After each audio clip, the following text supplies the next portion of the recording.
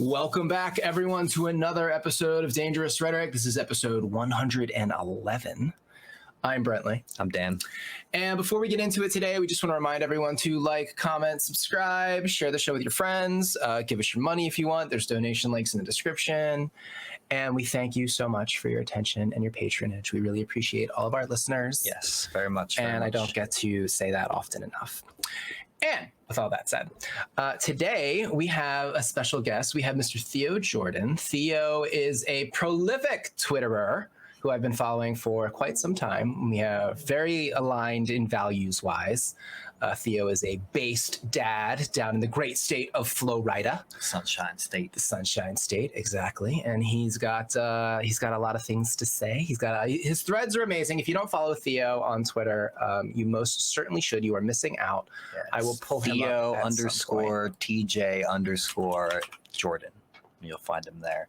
But Theo, thanks for joining us. We very much appreciate it, sir.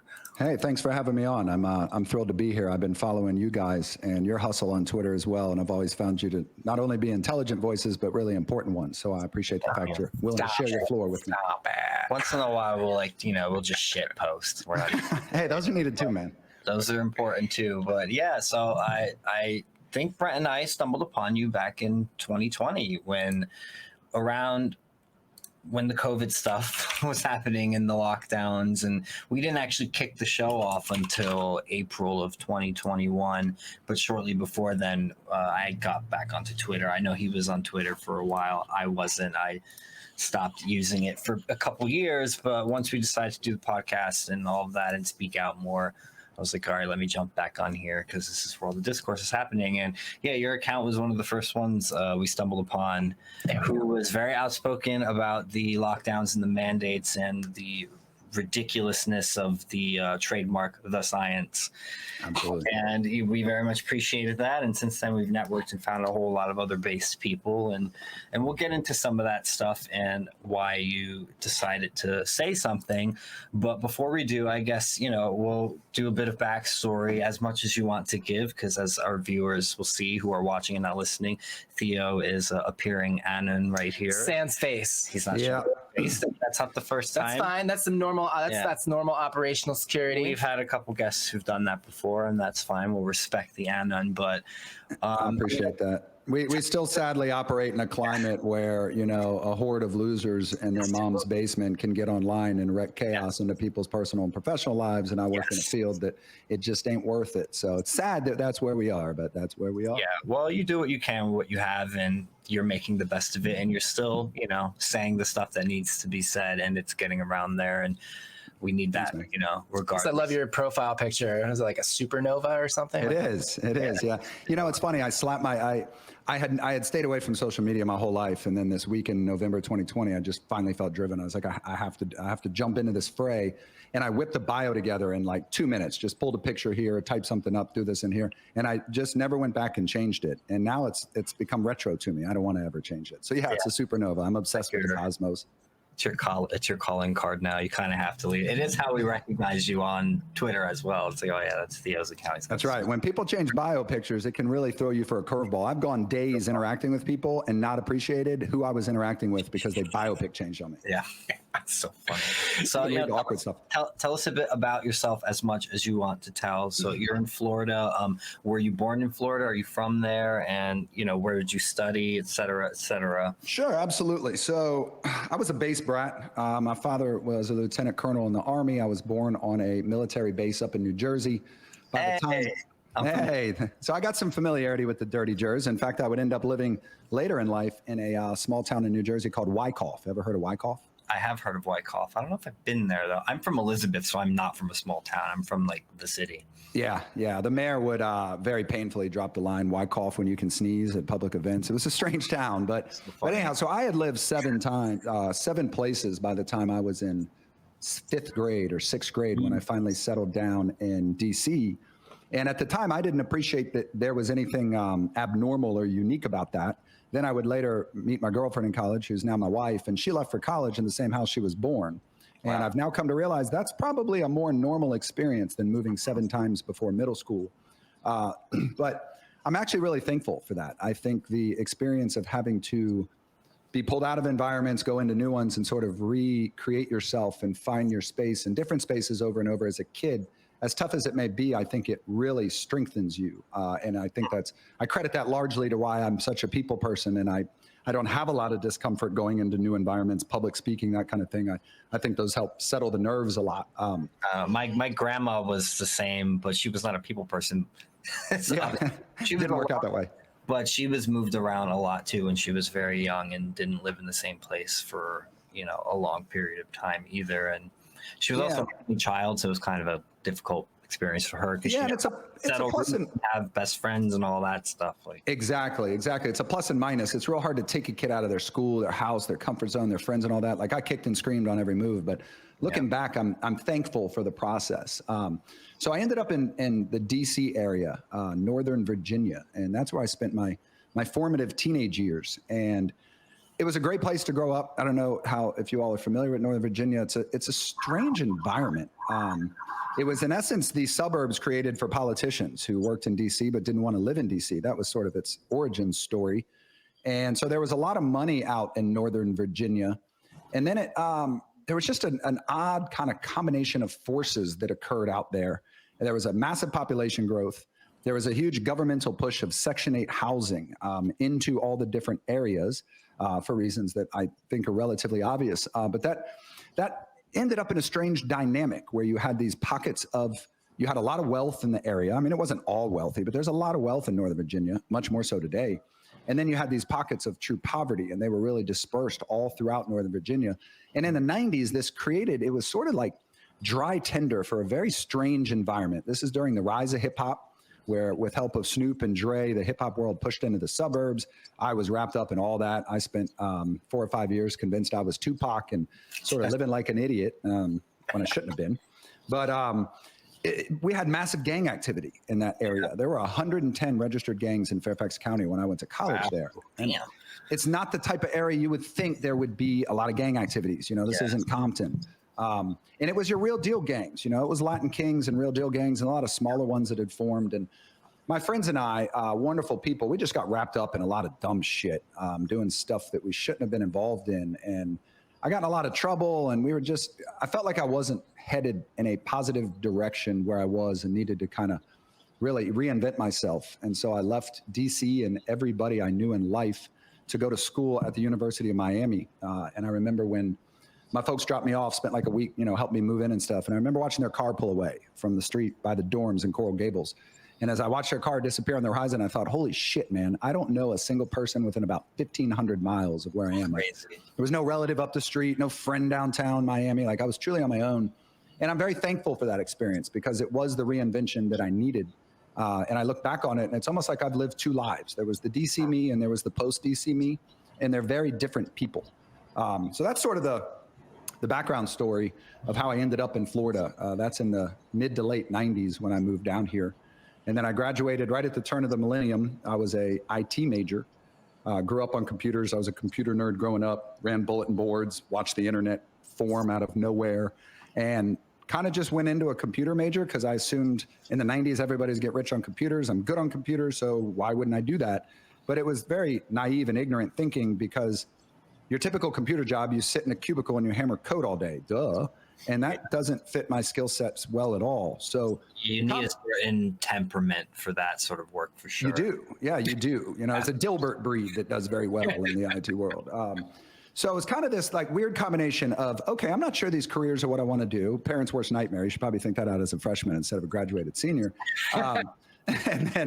And then the IT bubble burst. I graduated in 2001, May 2001. So it's right as the IT bubble's bursting. So I'm going to job fairs, and there are lines, dozens long, of people with decades of experience in the IT field trying to get the entry-level job I'm there for.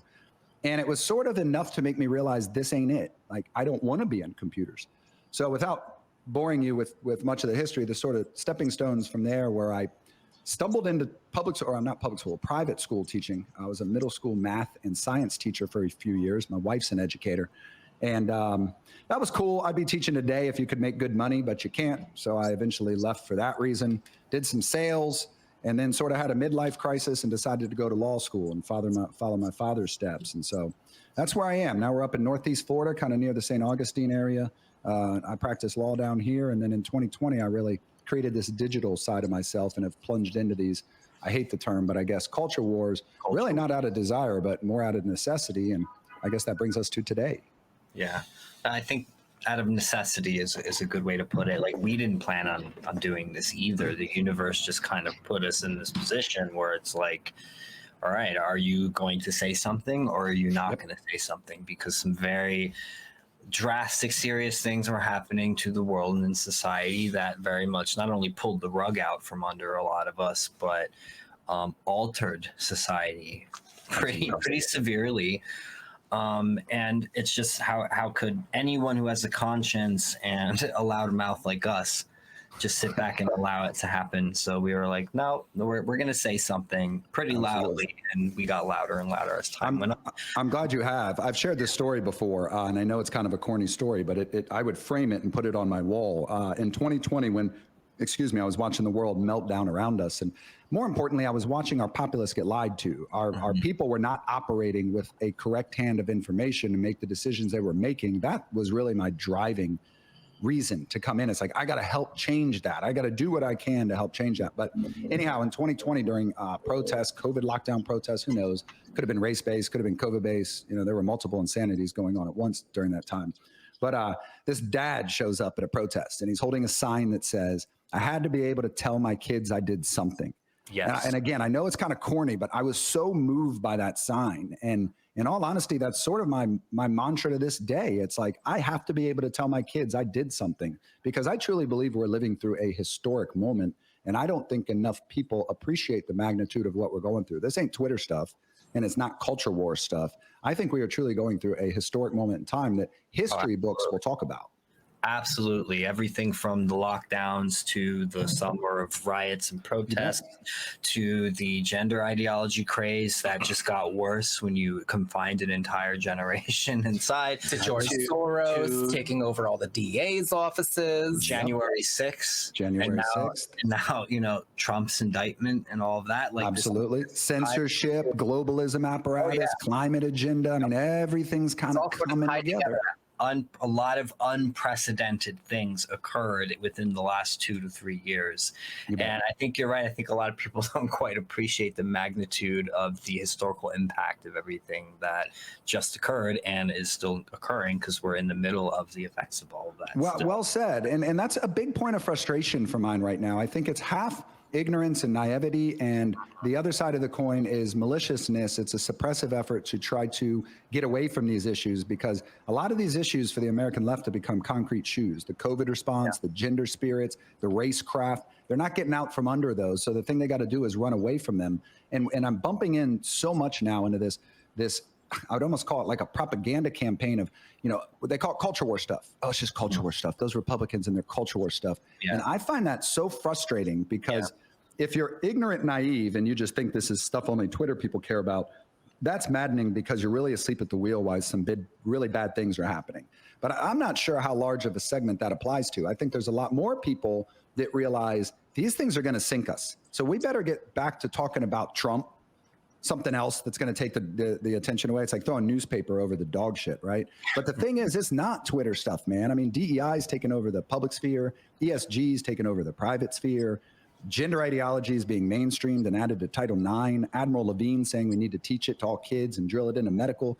It's like these people want to just hand wave this all away as culture war stuff are either really bad actors or grossly naive. And in either direction, I find it really dangerous, because what it's really doing is suppressing us addressing these critical fronts.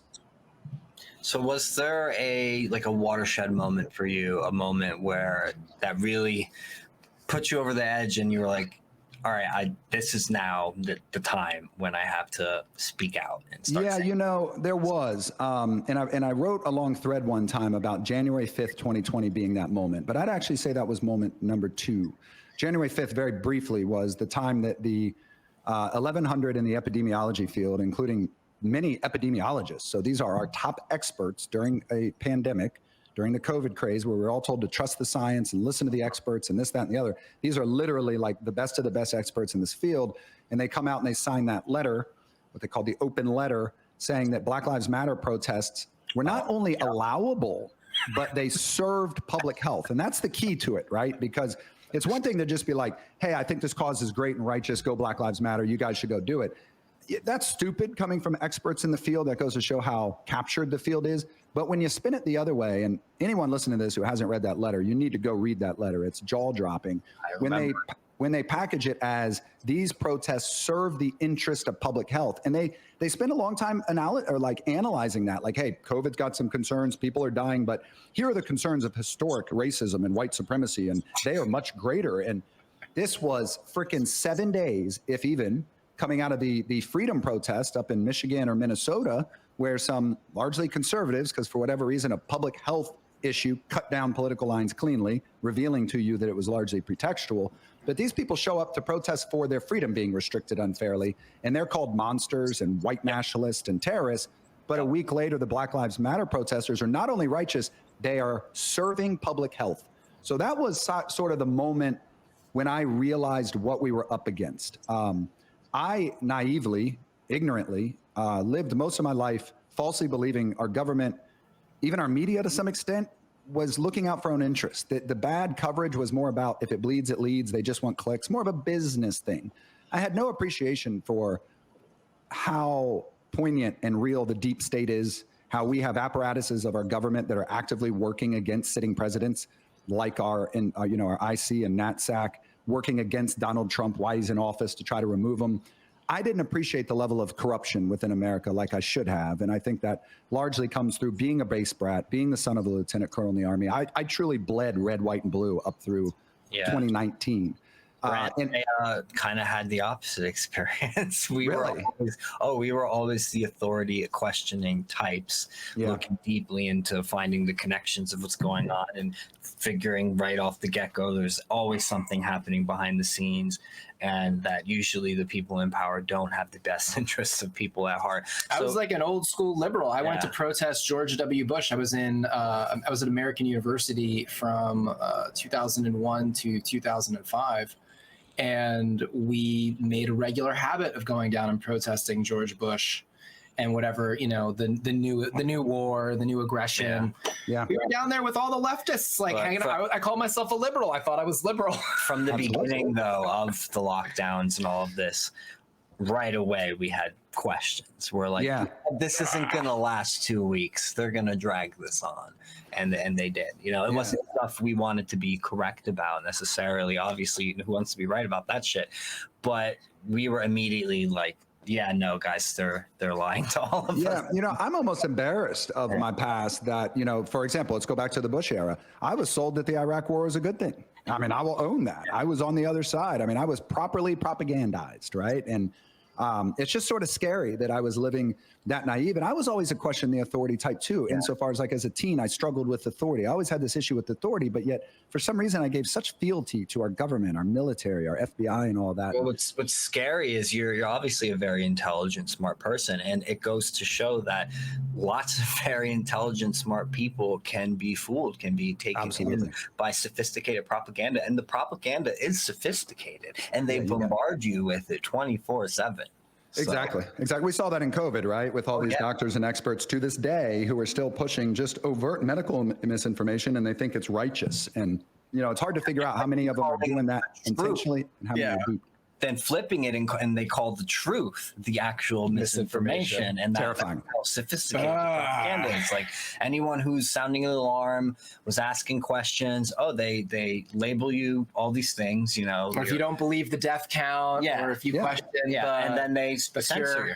They push you aside, they kick you off of the major platforms where all the discourse is happening. Yeah, and we still have that push so hard on us, these constant words of disinformation, mis, and disinformation, and we still have all these pleas to give the government more power to censor truth, knowledge, what we're allowed to say, speak, and read, and all that crap. And it's unbelievable because look at the receipts. I mean, look at all of their lies. Like, why is yours exactly? Why is your disinformation not disinformation, but ours is when a lot of ours turned out to be the truth. It goes back to moral racism, right? When we see these people broadcasting overt racism, but it's labeled as righteous because it serves the leftist cause. It's the same thing here. It's moral disinformation. Like, dude, the piece I have on my Substack that's called, that has Andy Slavitt in the title.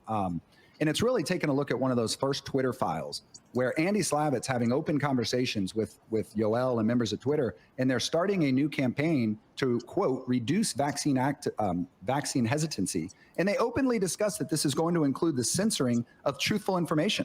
And they're like, yeah, we need to do that because we need to get these shots in people. Like, hello, if the information is going to lead to us not taking the shots, then maybe we shouldn't be taking the shots. The solution can't be, well, we'll just make sure you don't hear that information. Meanwhile, you're going to read a study on CNN that says experts and scientists have shown vaccinating for COVID-19 reduces death across all categories. It vaccinates against death itself. Like, that's being broadcast on CNN. It's just a terrifying concept. It truly is an Orwell novel. I mean, we are living through one right now. Very 1984. Yes, very. I mean, 2 + 2 = 5 has become a literal meme now, and that was, or maybe was that Brave New World? Was that? No, that was 1984 at the end, where he believes it. Yeah, that's one of the most important statements of our time is 2 + 2 = 5 because it sums up the insanity of this Orwellian environment we've been forced onto. But it's important to recognize popular science gave like one of the top math awards to Kareem Carr either last year or the year before. And what for? For his doctrine of 2 + 2 = 5. Yep. Like, that's the level of institutional capture. Holy shit. Yeah, it's not just the media too. It's across all the fields. Like, you know, we'll get into it with the gender stuff, but from the APA, the American Psychological Association, to the American whatever pediatrics group, all of these professional organizations have bought the gender affirmation model hook, line, and sinker when there's literally no good evidence that that's the way that we should be proceeding with the treatment of these kids who have, you know, symptoms of dysphoria. Yeah, and they did the same with COVID. I mean, the AAP, the pediatrics was a disaster. That thread about masking kids does not have any impact on them will live in infamy because it's just so horrific. Those are supposed to be our doctors looking out for our kids, our experts, our top experts, and yet they're pushing overt propaganda to advance left-driven political policy. I mean, it's a terrifying reality. I read a letter that the AAP sent to all of their doctors' offices. I want to say it was up in the Massachusetts office somewhere. And the theme of the letter was you need to vaccinate your entire patient populations. They use that term, entire patient populations, over and over. And the letter was all about ways in which to vaccinate the entire patient population. Never once talking about, like, let's figure out if this kid had COVID 3 weeks ago. Let's figure out if maybe he had some bad reactions to shot 4 before we give him shot 5. No, it's just get needles in your entire patient population. That goes to show you that they're not serving public health anymore. They're serving something else, man. They erased the concept of natural immunity completely during that time. It just didn't exist anymore. It's like all of a sudden that's also the flu. The flu was magically gone for all of COVID. Yeah. And then the flu disappears in 2020, and then in May of 2021, they put out a notice that they're going to change the PCR test to a test that better distinguishes between flu and COVID, and our brainwashed people have never been able to put those two obvious pieces of the puzzle together. Maybe the flu didn't take a season off, guys. Maybe it had to do with the PCR change in May. And then, you know, there's also that whole problem with XX deaths spiking in 2021, which we can't really get into too much because, you know, YouTube is still very... But what you can get into and show is that the charts and all the numbers indicate that the peak infection took place right before the lockdowns, and then the peak deaths took place right after the lockdowns were implemented. Tells the story, doesn't it? Tells the story.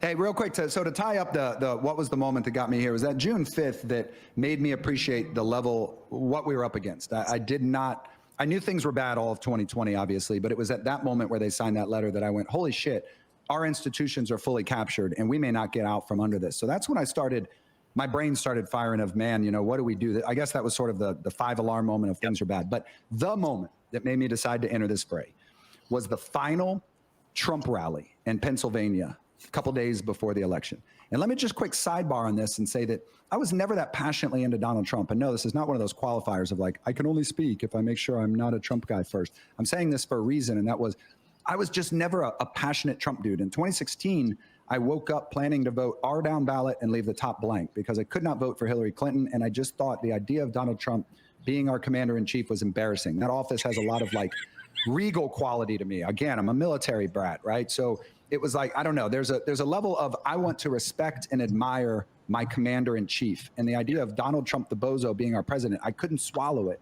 So I was going to not vote for any president that morning. And then I talked with a couple of people important in my life, and they kind of convinced me it was the decision I need to make. I'm glad I did it. But even throughout his presidency, I never really got fully in Trump's corner. I wasn't a Trump hater. I thought he was very impressive when he met with Kim Jong-un. I thought that was a high point of his presidency. Definitely. I thought some of his policies were really strong. I thought his comments to the EU on gas are just absolutely incredible now, 3 years later, to look back at that. So like, I appreciated him as a president more than most Americans are told we're not allowed to, but at no point was I ever like a true Trump homer. Well, fast forward to the last couple weeks before the vote, and things are just starting to build towards a crescendo in our country. Everything's getting kind of crazy. This is when Ice Cube made the comments kind of calling out this emotionally manipulative machine running on the left, where if you're black, you must vote Democrat. If you're non-white, you must vote Democrat. You know, all these causes, everything but the evil white heterosexual male, you must vote Democrat.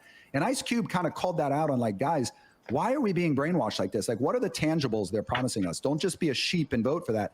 And the counter propaganda that hit him and everybody else around that was so intense. And then the week going into Trump's final election, before the vote, his final rallies, the energy in those rallies was unbelievable, man. The last one in Pennsylvania, where they brought in the big like oil rig things in the background, it was right at sunset. There must have been 100 or 200,000 people in some small field in Pennsylvania. And the amount of energy in that place was just electric. And I realized that it was the silent majority. It was the American people pushing back and going, no, we don't want this Truman Show for 4 more years. And yet across media, across Twitter, across every single Truman Show outlet, they were described as white supremacists and racists and bigots and filth. The language used to describe my brothers and sisters who were there just because they want to vote for one of the two sides bothered me to a level I don't have the words to describe. And it was at that moment I knew I had to do something to be able to tell my kids later. I thought that was a horrifying moment in American history. Yeah. So it was the mainstream media who radicalized you. Good job. Absolutely. Absolutely. This Yeah, is something we actually talked about this with Amy Souza in our previous episode, but there's this phenomenon called contact potential difference, which is you kind of have to almost be exposed to a big enough evil in order to bring out your best good. And, you know, it's an electrical phenomenon when you have two differences between like a positive and negative pole. In order to get the spark to jump, you have to have a big enough contact potential difference, the difference between the electrical charges, in order for the spark to jump the arc. And we see a lot of the same thing. And metaphorically, you know, people react to these horrible circumstances, and it inspires us to be better. It inspires us to be better people, to reach out, to start to network, to start to fight in the space for what we believe is right. So it's a very interesting phenomenon to see that happen. Yeah, it's funny that you say that. And that ties into sort of a epiphany I had a couple weeks ago, and I posted on it. And I said that I'm kind of reaching a saturation point of feeling like I want to spread awareness and open eyes, because I kind of feel like people know at this point, and those who aren't aware to what are going on, they don't want to be. They don't want to disrupt their priors. They don't want to accept what looking in that direction will mean for everything they've fortified down on. And I ended it by saying, I don't think people are going to change until they experience enough of the hurt directly on their doorstep. And I think that's kind of tying into what you're saying there, Brent. That's the spark for people. That's where the charge connects. It also goes into the whole, you know, theory of the different stages of societies where, hard times make strong men make good times make weak men make bad times. We've definitely been in a period of good times, we had since the end of World War II. And people got very comfortable, very soft. Like even our homeless people in this country live way better than homeless people. We have fat homeless people with smartphones. You know, it's like I'm not saying like being homeless is glamorous or anything like that, but it's a pretty important point to make. Our society is rather pampered. We are, and I am too, and so is Brad, and I'm sure you are to some degree too. Like, most of us have not really gone through any real true hard times. Like the closest we probably had was like the 2008 housing crash. So and that wasn't, how many people did that really truly affect in a direct way? It affected the economy, that's for sure, and food prices and all that other stuff, people's ability to own a home, etc. But up until the recent stuff we're living through, which I guess you could now call hard times, most of us didn't really know what it was like to struggle very much or to fight against something pretty. Sure. I think that quote, and that's why I leave it on my banner, I think that quote is so revealing. It's such an interesting thing to think about. And you can trace it through our history so cleanly. I mean, World War II, the greatest generation, those were the strong men built by the hard times. I mean, that's a very easy connection. The roaring 90s that I grew up in, those were the good times that made all the weak men. And now we have all these weak men that are making the hard times. And the good news is the hard times will forge the next generation of strong men. And I'm already seeing that. I see that in my daughter. She's got a completely different mentality from Gen Z. Now, I don't mean my daughter's representative. Your daughter, dude? I'm sorry, you're canceled. I know. Everybody bristles on that quote. I'm like, look, men is metaphorical. It doesn't just mean males. But I'm now seeing that attitude of hers. Like she represents the next generation that I am damn convinced are going to pull us out of this, because the reality is this rabid activism, as I like to call it, has been sort of what has consumed 2 or 3 generations of our youth in a row. And the Yuri robots, it's the Yuri Bezmenov videos come to life. But it really has been this rabid machine that with each wave has gotten more and more erratic, kind of out there, this, that, and the other. And now we've sort of reached a insane point where men are women and people call themselves they, them, and zer and all these, piercings and weird shit. And my point in all that, I'm not ripping people's individual decisions, is that my daughter now sees that as, I don't want to be that. And I think that's really important, because for 2 or 3 generations, that's what every kid wanted to be. It wasn't cool to be patriotic. It wasn't cool to be a conservative. It was cool to paint your hair green and yell about the patriarchy, right? I wasn't yelling about the patriarchy, but I was yelling about the system. I did have something.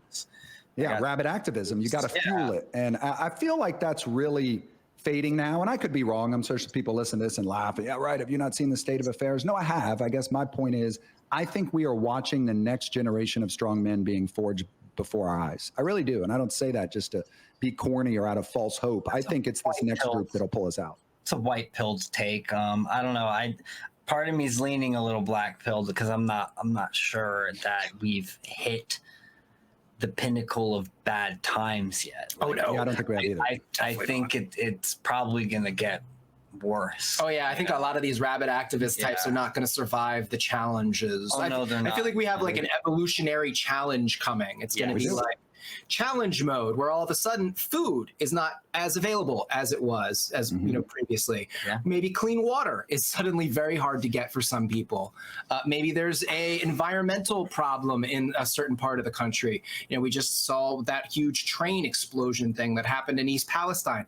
It's possible that we see more events like that in different locations, and everybody is going to have their own unique challenge. In Chicago over the weekend, I saw a horde of teenagers just violent, zombie-like, destroying property, attacking people for fun. That was their fun. That was their. So I mean, I think a lot of these kids are just not going to make it. No, I agree. I was chatting recently with Clint Russell from Liberty Lockdowns. It was the first time I'd ever met Clint. I think very highly of him, but he shared with me that he's from a financial background. He used to run a mortgage company, and around COVID time, he decided to shut it down because he didn't think the market was going to recover well. And then he thought the lockdowns were just true governmental tyranny, and he's probably right about that. And that lit his fire, and I'm really appreciative of all Clint's done. But I bring him up because he's got an excellent insight into the financial nuts and bolts of our economy that I don't. That's not a realm of expertise for me. And when we were chatting, man, he painted a really bad picture of what's to come financially. And my point in all that, kind of tying this back to what you just said, Brent, is he said a quote that really rattled me when we were chatting that night. He said, if you think things are bad now in terms of like the social dismay, the detached activists, sort of just this like constant sense of turmoil that we're in, and things don't feel stable. He goes, imagine how those same people or our society are going to be in essence, like the next Great Depression. Like if everything is this off track now, what does America look like? And he thinks it's only 18 months away when we hit just true economic calamity. And man, I haven't been able to get that thought out of my mind because he's right. Yeah, and what it looks like is bad. I've had that thought on my mind for years, actually. I've always been operating with the apocalypse is 2 to 5 years away, since like 2005. Part of it is just having studied enough history and certain events that have happened in history. One of the things that you should hopefully digest if you do study some history is just how quickly things can change and escalate. And I forgot the scholar's name, but I think he called them black swan moments or black swan events. They're like these things that you can hardly even predict, and they just they happen, and then all of a sudden you go from one reality to another. And that's basically what COVID and the lockdowns were. They were very much a black swan event. Like, who could have predicted that mid-March, all of a sudden it's like, all right, well, this is where you think your life is going? Nope, your life is going in this direction now. You don't have a job anymore. You have to stay in your house. You can't do this. You can't do that. We're closing everything down. Everyone is scared and hysterical. Everyone's wearing a mask. Who could have predicted these things Good point. play out? So what other things could happen? I mean, God forbid, but like, what if someone, kills Trump or something like that? I'm not. No. I know. Can't do that, anyone. I'm just saying, if an event. And the YouTube clip just got pulled. Thanks for ruining our monetization chances, Daniel. If Trump died in office, even say he got, or even just Trump getting elected again, I don't know what that's going to play. Even just Joe Biden passing naturally could be a black swan event. But it's especially just if Kamala ends up in there and then China decides to capitalize. Even this indictment, like I tweeted something that some might find extreme the other day, but I think, this indictment kind of represents a period where I don't know if we've been this close to civil war in a long time. And I know that sounds extreme, but it's unprecedented. Like a president has never been convicted of crimes in this way, so publicly, in this sort of, spectacle. And the country has not been this divided in quite a long time, probably since the 1960s. No doubt. And maybe even, since the Civil War itself. And I hate the term Civil War. I try not to use it very often on Twitter. And obviously it's a concept that it's not new, right? We've bumped into this kind of thinking before. And I've always just completely dismissed it as just fantasy speak, like dumb deranged, has no application to reality. I guess a better way to put that is I've never seen a path in real life outside of computer monitors to civil war in America. I do now for the first time. 2020 was the first time where I could actually see a realistic, doesn't take a detachment from reality, series of events or course of action that leads to actual conflict in America between two camps. And that's a scary concept to be there. Honestly, over the last couple years, I can't remember ever hearing as much talk of secession as I've heard over the last couple years. And what's scary about the whole thing is that the divide in the country went from being something that was simply just ideological and belief-wise to being geographical now. This is something that's really important that I think people need to understand. A lot of swapping around the country took place from late 2020, especially through 2021.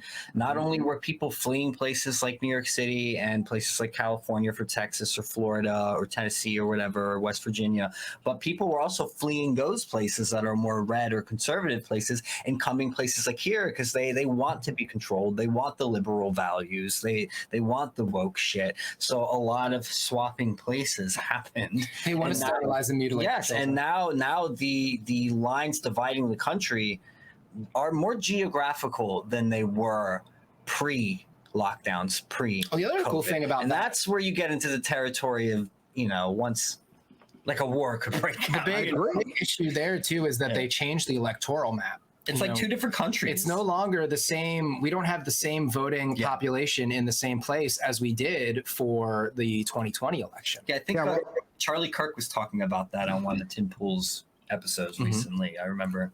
Yeah, and I don't know, the thing that freaks me out, I love thinking about contingencies, playing sequences of events out and seeing where they go. That's where a lot of the inspirations for my writing comes from, is seeing blips of what's coming. Okay, that's the direction they're going to push us. What's going to happen next? And when I think about what you just said, Dan, about the geographical separation that's occurred, that scares the shit out of me, because in combination with that, we are having two ideological visions pushed on our populace that are just polar opposite. And I think they're summed up well by Newsom and DeSantis. And I'm not saying those two are heroes of each side. I just mean if I needed to create a mascot for each side, that's probably two good choices. And the vision of Florida, the way we're living, is not compatible with the vision of California, or much more different, vice versa. So we have half of our population, and I don't know where the numbers cut exactly, but let's go half and half. I got half of my population that's fortifying down on that blue Newsom vision. They think it's righteous, and the other side are monsters. Then we've got the other side that are fortifying down on this red Florida vision. They think everything they're doing and freedom is righteous, and that it's a bunch of communists on the other side that want to dominate them. And regardless of which camp you fall into, that should really unnerve you, because what is the future path of that? I don't see very many good outcomes. And you know what unnerves me? I can understand the talk of secession from the people who are talking about it. I totally got it, especially through like the darkest periods of the lockdowns, especially the period where we here in New York City could not go to restaurants. We were unpersoned. A museum. I couldn't even see my cultural heritage anymore. I'm an artist too. I couldn't go into a museum, most of them. There was a period too where we were supposed to tattle on ourselves if we traveled. Yes, because I didn't take a particular substance into my body that I didn't want because it was experimental. And even if whatever the reason, I shouldn't be compelled to do that if I don't want to. Whatever. The point is, we were literally segregated in this place that is symbolized by the Statue of Liberty and the Freedom Tower, and it's supposed to be all about liberty. And we had some of the strictest, harshest lockdown policies and mandates here in New York City.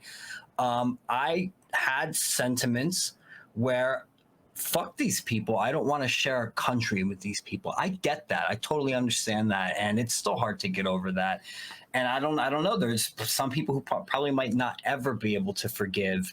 I will forgive to an extent and move on, but I'm certainly never going to forget. And I will be cold towards most of those people. I can't. Powerful words you just said. And I admire the fact you're willing to speak. And most people aren't willing to say that stuff, even if they feel that stuff. I'm willing to, COVID, I'm largely talking about here. I'm willing to build bridges and get everybody back in the same car. But there's one condition. You have to own what happened. Yes. And I don't mean groveling apologies. You don't have to fall on your knees to apologize to anybody, but you have to say what happened was wrong. Yep. And if you're not willing to say what happened was wrong, then I don't want you in my car, ever. I'm not willing to ride with you again. And that's why I pound the shit out of people like— I trust you. At the drop of a hat, on the turn of a dime, you will do the same thing again. You will segregate me from society if I refuse to go along with the crazy. Exactly. And on the COVID front, COVID, I believe, saved our country. And I know it's a quote that a lot of people can't palate, because it's like, oh, you would have brought on deaths of 100,000 people. No, get that emotional bullshit away from me. It's not what I'm talking about. I believe the curtains that's pulled back, what it has shown us, has permanently changed our people. And the reason for that is it all presented so clearly. We can talk about white supremacy and climate agenda until we're done with our days, because they're kind of amorphous subjects, right? They're a little bit subjective. A lot of boogeymans exist, and it's like you can create the correct positions on both sides. Well, in the arena of science, that's not always the case. For example, there always was natural immunity. It never blocked transmission. The duration was always short. Kids were never under a serious threat. These are just facts, and we know they're facts now. And so, whereas like you can't exactly get an anti-racist ideologue to admit that white supremacy is largely a boogeyman, you can get somebody to admit that the data set from Israel in August of 2021 proved conclusively that natural immunity was superior to the vaccines. So it's a arena where things present binary, things present black and white. And as a result of that, we got them in that arena. Like, I can pin you down on binary things, and you can't escape with spells like you can in the racecraft world.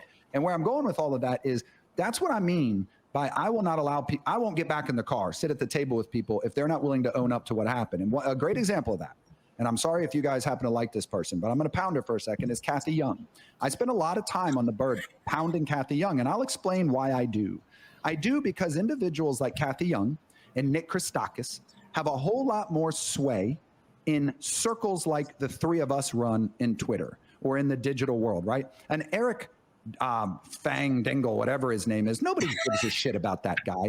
You know what I mean? An Eric Swalwell, nobody cares about him. That Dash Dabrowski, nobody cares about him. Like, those are just carnival barkers on the fringe. Nobody fucking cares. But so many people within our part of these woods, who I respect a lot, have said to me comments like, The person I trust most on COVID is Nick Christakis. The person I trust most on COVID is Monica Gandhi.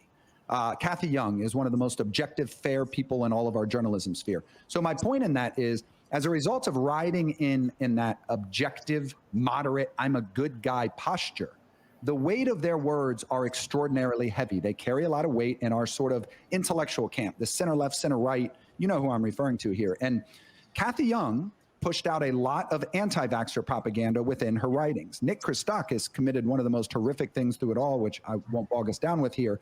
But those individuals. Was he the Holly? He's the Yale professor. Yes, the Halloween costume. Can I tell the Christakis story? Yeah. The guy who was like. Let him tell it. Yeah, it's a good story. And I would say I apologize to you, Nick, before I tell the story, because it doesn't make you look good. But I don't apologize, because you had your chance to get out of this dirt and you chose not to.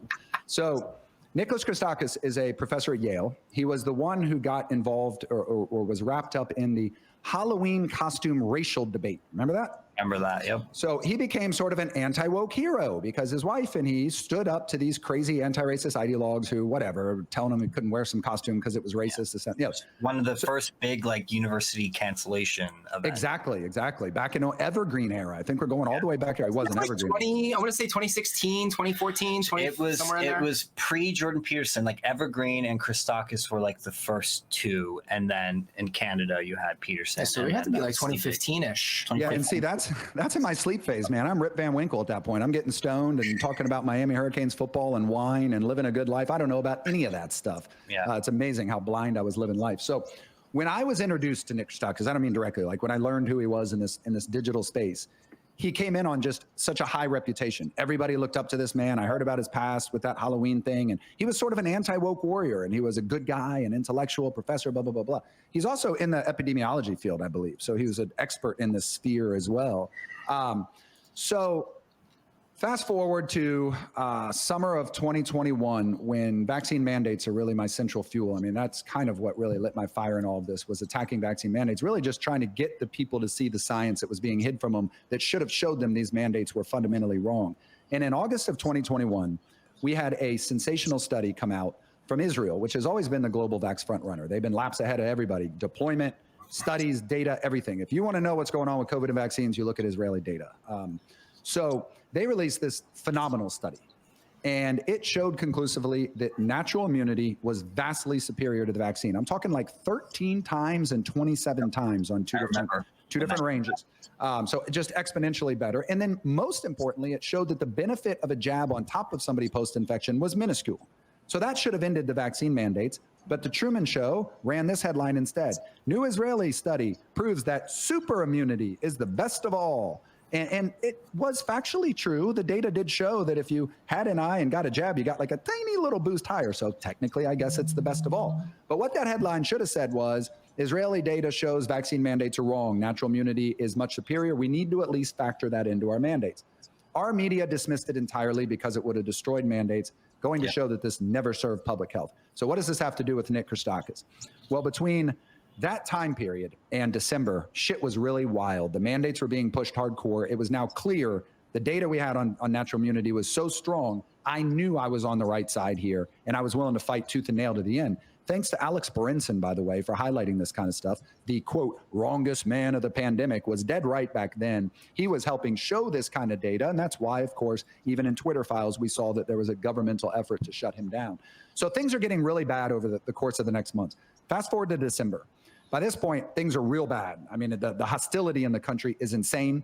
It's being pumped by not just the Eric Dings and, God, who's the shots guy? I hate Peter Hotez and Team Biden and Fauci and Walensky and all that, but pieces from people like Kathy Young and David A. French. In that world, that center-left bulwark, Quillette, Atlantic world, they're running all this sort of subliminal propaganda to make everybody hate anti-vaxxers as well. Yep. So Nick Christakis goes on Sam's show, and I hate Scam Harris with a passion, by the way. Maybe hate's the wrong word, but I am no fan of Scam Harris. So, charlatan, that man. He's a charlatan. Yeah, total charlatan. And again, I dislike him because he faked about who he was. If he just owned it up to who he was and didn't act like he was this morally righteous, thought meditator, then it's like, okay, we all make mistakes. We are who we are. But no, his whole guise was bullshit. So he goes on Scam Harris's show. And, oh, hold on. I left one detail out. So That data from August started causing some big problems over in the States because Alex Brinson and people like that, small people like me, were helping spread it around the country. And all you had to do was look at that data and go, oh shit, this isn't good. These mandates don't make sense. Well, we can't have that. Enter the Truman Show. Sadly, the Truman Show owns our institutions, even our Center for Disease Control. So in October of 2021, they released that infamous bogus junk science study that they produced themselves. They ran through MMWR. For anybody listening to this, MMWR is a publishing wing of the CDC, does not go through peer review. It is reviewed by the CDC to ensure that it complies with CDC policy. It has been a factory of medical misinformation and propaganda since day one, but it's all gift wrapped as the science copyright. So it makes any alternative point become disinformation and bannable, right?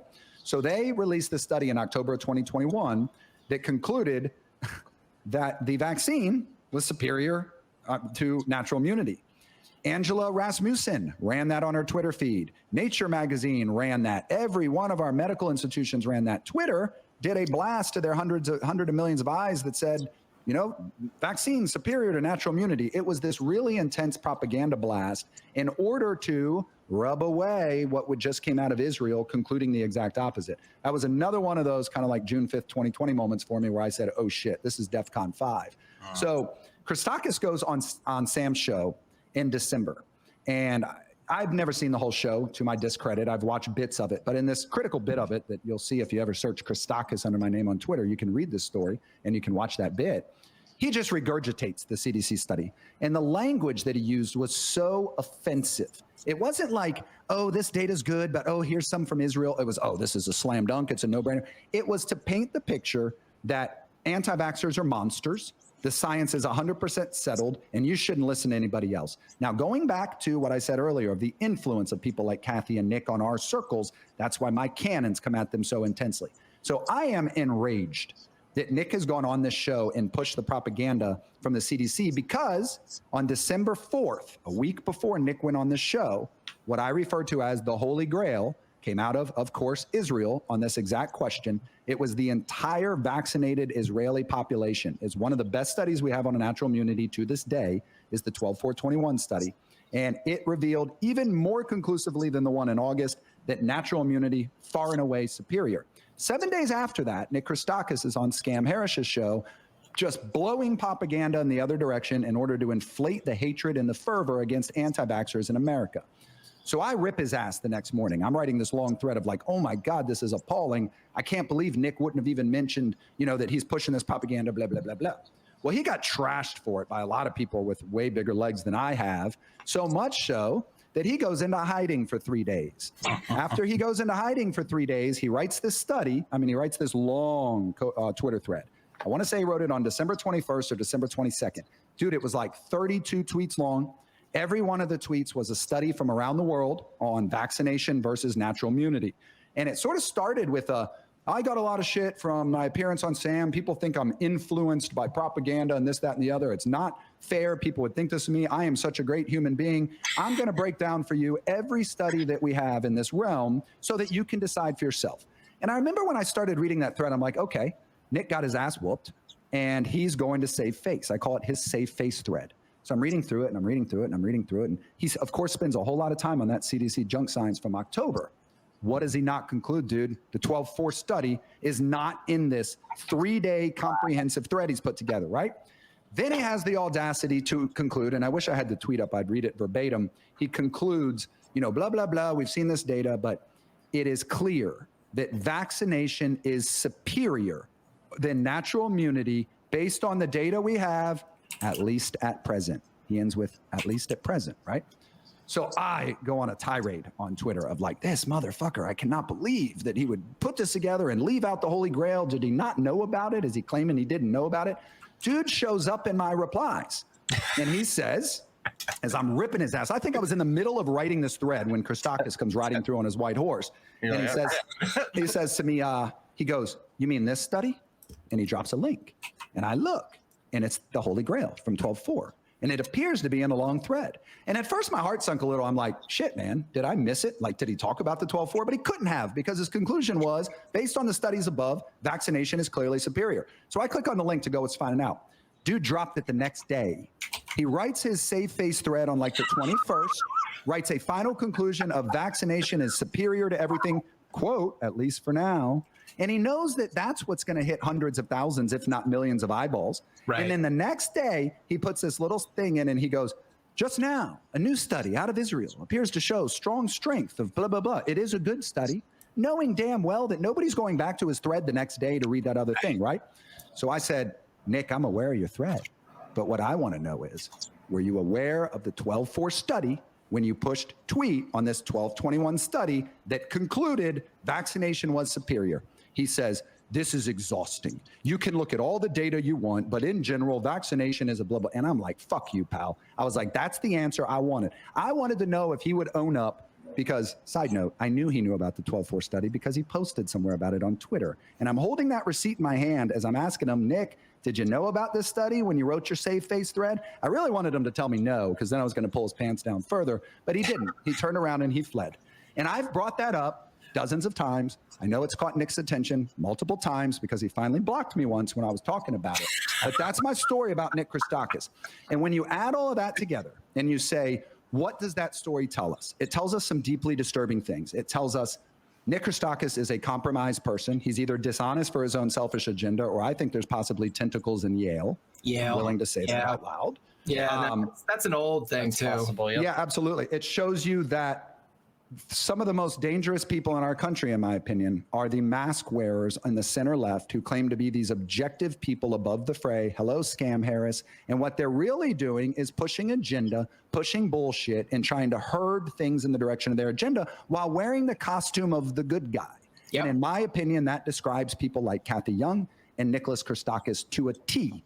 And until those individuals are willing to own up to that role, or even if Nick had just said to me, I messed up, man. I shouldn't have wrote that thread. You know, I should have said that it was even. I would have respected the dude, but they can't because it shatters the whole aura of the moral, right? The moral versus the monsters. They are the good guys. Their authoritative illusion if they admit that wrong. And that's how we got to coercion by way of the expert class. That's how the Temple of Sanctimony was fucking made. It was from people like Nick Christakis pushing out threads like that somebody like Angel Eduardo, who I adore, can read that thread, come away from it and go, oh, clearly vaccination is superior to natural immunity. And if I say, well, what makes you think that, Angel? He can say, well, look at the thread from Nick Christakis. He's the guy I trust most on the COVID front. I brought Angel up because he once uttered that exact line to me.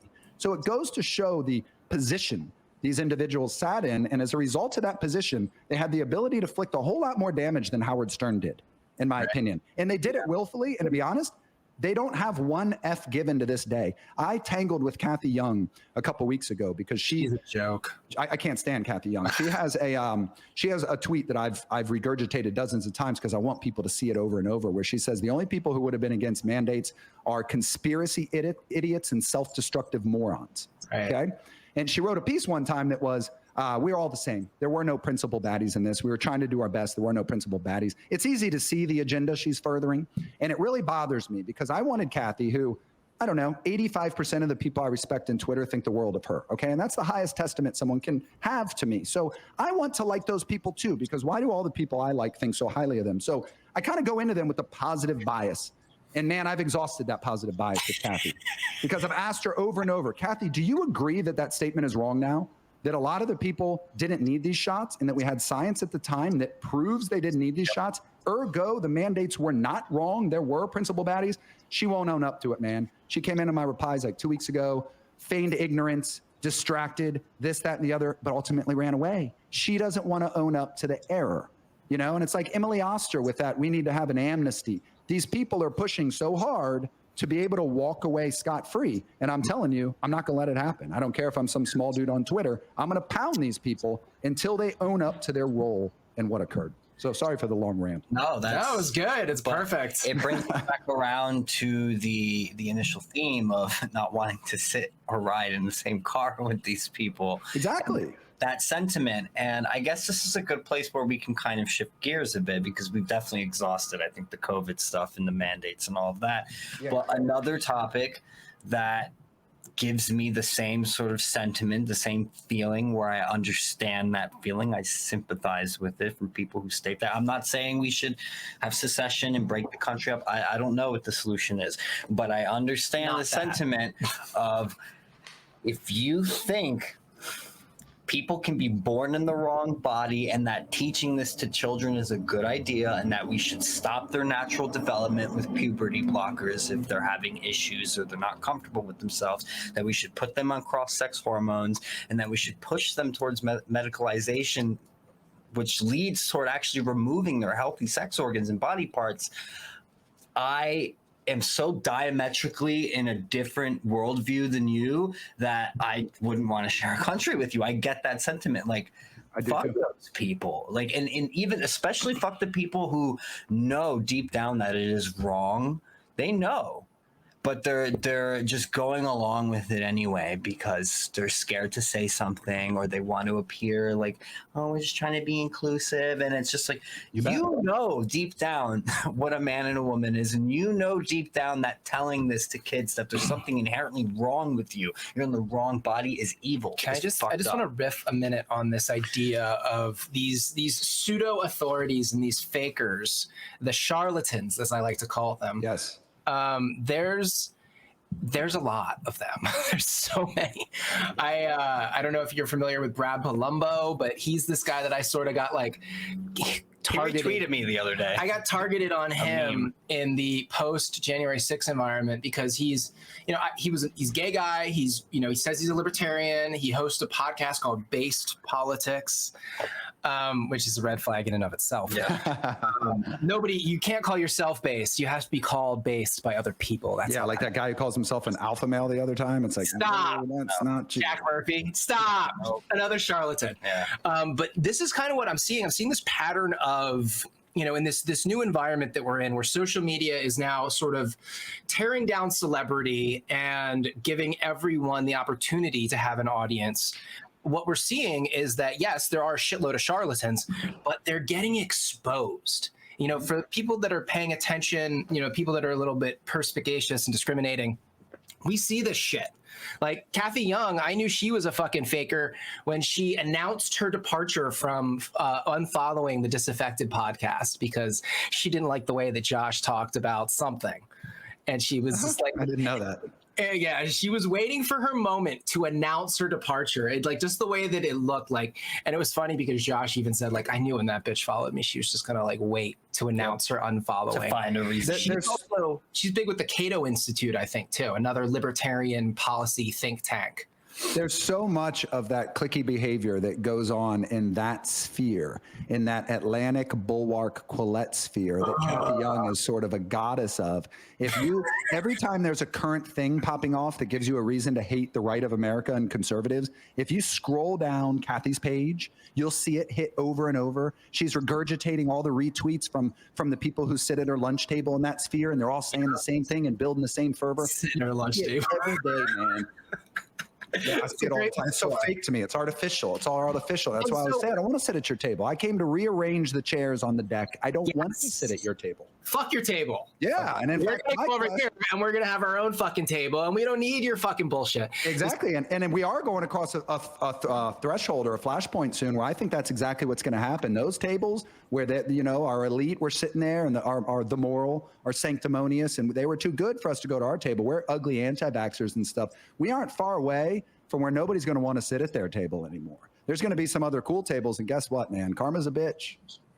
She is. And this is something we're also seeing with, sort of like the James O'Keefe fan worship and a lot of the fracturing in the sphere of, this Project Veritas versus James O'Keefe battle, which I find really interesting. And it's also like an active case study in how tribalism can blind people into this cult of hero worship. We see the same thing around Trump to a certain, to a much greater degree, actually. There's a lot of people who think Trump can do no wrong. But we're seeing the same thing on the micro level too, with somebody like James, who's not, he's a celebrity, but he's not what I would say, he's not this top tier, he's not Trump. But we see the same thing with these people sort of crowding around. They have their chosen authorities. They worship them almost. And when they're shown to be wrong, or when they're shown to be take sellers or otherwise at least in error, in error, and then they don't admit it, it really sort of breaks their spell for those of us that can see. Yes, exactly. And that's why I was hammering earlier when I said COVID presented things in such a binary manner. Like the reason Kathy and I tangled a couple weeks ago is, lo and behold, I stumble into her in somebody's replies on some big COVID article, and her exact quote was, prior to Omicron, the mandates were fully justified. No, I'm like, you've got to be fucking kidding me. So I went back at her. There is one point I want to make about the COVID stuff, although I do want to move on from it and talk about the gender stuff. And it's, despite the Israeli study and the evidence, and there was pretty early evidence. We knew they were faking the death numbers. There was pretty early evidence even before that. We knew they were faking that. We knew they were faking the potential for causing death. But my point is, you shouldn't even need any of that to make the argument that the mandates and the lockdowns were wrong. In this country, especially. In this country. With the Constitution. No, that's all you needed was the Constitution. Yeah, I mean, you lockdowns are criminal. You suspended civil liberties. Can't do that. Period. And there is no justification for the red. There is nothing you can say that's going to convince me that it was ever a good idea. Period. Well, and I don't care if there's studies or not. Like, it just, no. Let's sidebar on this real quick, because I think it's an interesting discussion, and I know we want to move on from COVID, but I'd be curious to hear what your answer is to this question. I've chewed on it a lot, and I'll be honest with you, I don't know where I fall. So we all kind of willingly is the wrong word, but we went along with lockdowns early. I did. We locked down for a couple of weeks. I hung out with my neighbor. We made a little cube with our house and his kids, and somebody would walk by and we'd look at him like a leper, like they better not fall into our cube. So everybody kind of went along with it because it was a scary time. The world was upending, and we sort of didn't know any better. And I won't drift off here too far, but the reason everything changed so profoundly in Florida is DeSantis's policies allowed us to see the truth. And while the Truman Show pushed more and more propaganda and COVID fear porn, we were living our lives, opening beaches for spring break, hosting Super Bowls, going to carnivals, not wearing masks, and the rest of the country's locked down and they're telling us we're all going to die, and we weren't dying. We were having a great time. Right. And that got us to see the level of the lies. But anyways, I've thought about it a lot of, are lockdowns ever justified? And what I've always said before is that the reason the COVID lockdowns were not justified is the threat did not necessitate it. And I mean that in a couple different directions. Like, the kids were never at a big risk. The mortality rate was low. And then post-natural immunity, there's no data that can show people post-infection need these. So very clearly it fails on this virus, the analysis. But the question I'm curious what your guys' thoughts are, is had this have been Ebola, had this have been something with a freaking 80% fatality rate, and we think, see, that becomes the problem. We think the vaccines work, but let's paint a hypothetical where we know the vaccines are effective on transmission, and we have a pathogen spreading around with a 50% plus fatality. I have an answer already. Do we then support lockdowns and vaccine mandates? My answer is still no. And the reason it's no is, if the virus was that serious, people would voluntarily stay the fuck home. You would need to mandate it. Why? Because they would see people getting sick and dying around them in large numbers, and they would know, like, holy shit, this is real. I'm going to stay away from people for a while. I don't want to catch this. Like, you wouldn't have to have a government order to shut everything down. You don't think you'd have to give away free Krispy Kremes and rolled joints in order to get people to get the vaccine?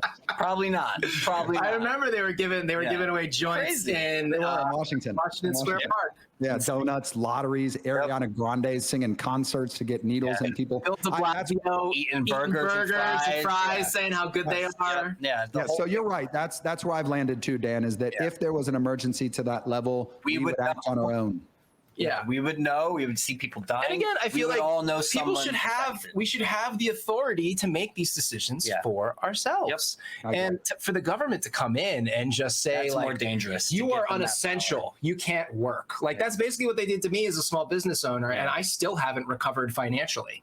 Yeah. So it's just like, I think the power is too dangerous to give the state that. I do now too. I even early on, I sort of landed on the, if things had been more serious, maybe it makes more sense. But I've now landed exactly where you were, Dan, that if something rose, two reasons. Number one is I now realize we can't trust our institutions. So if they're telling me it is 80% mortality and that our vaccine works great, why do I believe you? Because you told me the same thing in COVID. Trust is gone. Right, exactly. And then the other point is exactly what you said, Dan, and that was my final answer. If this virus was scary enough that I was truly afraid for my children and there was a vaccine available, I would have gone and got it myself. I wouldn't need a mandate to go do it. So if we're rolling out donuts and joints, that's kind of a symbol that there's a problem. Yes. So I don't think we should ever have that power again, is my point. Like, if you both, and here's the kicker, is when I was having those thoughts back in the day of, man, if this had a higher fatality rate, then it made more sense. it's like, oh my God, that's what's coming next. Because I'm not sure this wasn't intentionally released. I still fall on an unintentional leak, but I haven't ruled out intentional leak by any means. And in fact, I lean toward it. I lean toward intentional. okay. Do you guys follow Michael P. Singer? Have you read his work? Yeah. I mean, if you follow like Michael's work and people like that, it's hard. It's almost impossible to dismiss that. But if lethal would have justified mandates, then my fear is that's what comes next. And so I've sort of landed at the point of I'm not okay with this power ever. Yeah, I think. Yeah, I would love to see some accountability from anyone. You know, like nobody has faced any consequences whatsoever for that whole thing. Look at Fauci. He's just chilling. I mean, the only person really that was harmed, the only politician was Trump. He was, you know, without the whole. I can't really get into that too much because of YouTube. But say mail-in ballots probably hurt him a lot more than anybody else. Yeah.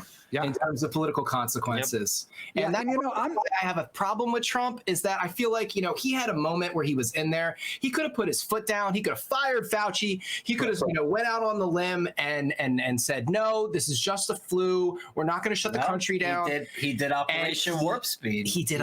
He kind of went along with it. And now I'm like, well, if you did that once. Right. I mean, why am I going to post you again? Deborah Birx's book basically was a chronology. I didn't read her book. I've only read excerpts from it, but it was a chronology of what happened in 2020 under Team Trump. And the decisions they made, which were largely deferred to Kushner, the son-in-law. I don't mean all the decisions were deferred. He had way too big of a role in that. I mean, they almost laughed about the lockdowns. They wanted them to be way longer than 2 weeks. And yes, his hands are quite dirty there. And, you know, I'm not somebody who really wants scalps. Now, I don't understand how these people are still in control of things. How is Walensky still in charge of this? How is Fauci not in jail? How is Fauci still in charge of things? It goes to show the level of corruption within Team Biden, which nobody's willing to accept. Like, if we recognize we have all these receipts proving malfeasance, corruption, and potentially crimes at this point, why are those people still in charge? It's like Bernie Madoff still running the hedge fund. Like, what the fuck? You know? Well, it's like, because, I mean, our DOJ is effectively our enforcement apparatus at the federal level, and it's occupied. Merrick Garland was raised with Ghislaine Maxwell. They were very close friends growing up. Their fathers were very close. Wow. So Merrick Garland's dad was a diplomat in the UK, and they did summers together with the Maxwells. Oh yeah. So that's like just that to know. Like that's all I need to know about Merrick Garland to know that he's fucking dirty as hell. And this. Did you know that his daughter is married to a guy named Zan, and that Zan runs Panorama Education, one of the largest purveyors of critical race theory curriculum in America? I heard that. Yeah. Shocker, right? Yeah, a lot of deep webs. Real quick, one last point on that. Like, there hasn't been repercussions I want the people who are in charge of this to be removed from power so they can't do this to us again. Right. But that's really all I care about on scalps. I'm not too interested in Nurembergs and criminal charges and all that. I think it will disrupt the country more than it'll help. I want to clean this up so it doesn't happen again. But the point I wanted to make is on the individual level, because I hammer people like Kathy and Nicholas Christakis a lot. And I want anyone listening to this to understand that my end game goal there is not to act superior to somebody. It's not even looking for an apology, like somebody to fall on their knees to me. Oh, you're right. I was so wrong. I'm not seeking that. I'm seeking honesty, transparency, and ownership. And very quickly, to show you what I mean there's two people on Twitter who aren't famous people. They're not journalists or anything. They're just people we've interacted with. But I liked them a lot. I had good relationships with them before this all happened. And I won't drop names. It's not about them. It's about the concept. Both of them went hardcore anti-vaxxer. And they used their relatively large influence and platform to push that rhetoric, to make their fellow countrymen hate other Americans, hate their neighbors, hate their family members. One of them, in one of the most disgusting exchanges I ever saw, was laughing about the, quote, anti-vaxxer nurses and how funny it would be to see them bussing tables at diners, and that's where they deserve to be. Mind you, a lot of those nurses, A, they were on the front lines when there was no vaccine. And then number two, they have natural immunity. So their protection is superior to the vax. That is just pure sanctimony, weaponized to a disgusting, hateful level. And when I saw that from that kid, I despise that dude as much as I can despise a human being. I think he's just disgusting. The second person pushed a lot of the same rhetoric, really got people, they were just pumping the bounce house balloon of hatred against anti-vaxxers, and I hammered them both, and so we didn't get along well. Well, kid one has never owned up to his role in this all. To this day, he uses the word anti-vaxxer. He uses that to smear people he hated before COVID was ever a thing, because let's be honest, that's what this largely was about. Person two wrote me a DM one day. And it wasn't apologetic. It wasn't groveling. It was something along the lines of, I just want to let you know, I regret some of the things I said. I feel like, I wasn't driven from bad reason. I kind of thought I was doing right, but I now recognize my words created a lot of harm. And I don't think he apologized. It was more just like I want you to know that I realize what I did was wrong. And I'm friends with that dude to this day. I went and followed him that day. I said, I just want to let you know how much I appreciate that. That speaks volumes to me about you. And that's it. I don't want to scalp. I don't want him to apologize to me. I want him to come back to the table of sanity. But if, but if you're going to continue swinging the anti-vaxxer bludgeon, if you're going to be Kathy Young running around Twitter saying mandates were fully justified before Omicron, if you're going to be Emily Oster saying we should all get amnesty, then screw you. Then you're not welcome at my table. I mean, it's that simple for me. So that's kind of my point, is that that's all I want to see, because if we can't accept what happened, we can't move forward. Exactly. That point is going to be just as relevant when more of the gender ideology stuff starts to come to a head. And it's funny too, because the gender ideology stuff connects in that there's this same sort of medicalized authority, this same sort of deference to bullshit, the same claim that anything that, the people that disagree are saying is either transphobic or bigoted or misinformation. And it's a very similar pattern of behavior, and like the cult-like mentality too, the othering of people who disagree. And we see all that same shit happening here with the gender shit, and we're also going to see it all collapse and fall to the ground, just like COVID did. Yeah, we are. And one of the things that I think one of the pieces of the puzzle everybody needs to put together, the light bulb that needs to click on, is when we talk about these fears, when you talk about people who either were rabid on the pronouns and the gender ideology, or were almost equally as complicit by not saying anything and watching this take over everything, and the attacks against those who stood up to it. When you look at that sphere, when you look at the people who swung the anti-vaxxer Billy Club, look at that sphere. When you look at the people who got into the anti-racism and the white supremacy, look at that sphere. When you get into the climate, look at that sphere. If we chart all these as a Venn diagram, they're damn near a circle. Right. There's a reason for that, right? It's the same thing. We're in the middle of a Chinese style cultural revolution, and these people are just using these little wedge issues in order to Bingo. And it does speak to tribalism too, right? Because I'm not dismissive of the fact we have this on our side too. We have a lot of that tribal instinct on our side too. In fact, I'm bumping into it a lot these days. It's a human problem. I mean, tribalism is a evolutionary adaptation. There's no getting rid of it.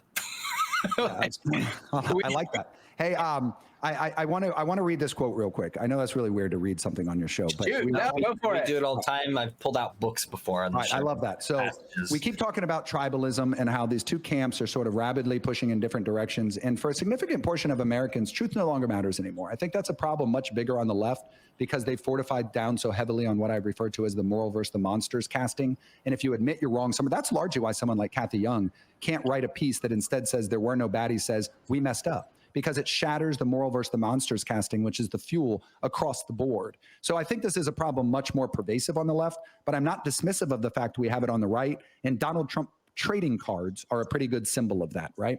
So anyways, when I think about the polarization and we talk about civil war, how do we get everybody back together? Like, what are the potential outcomes? Because it feels like this is going in a really bad direction.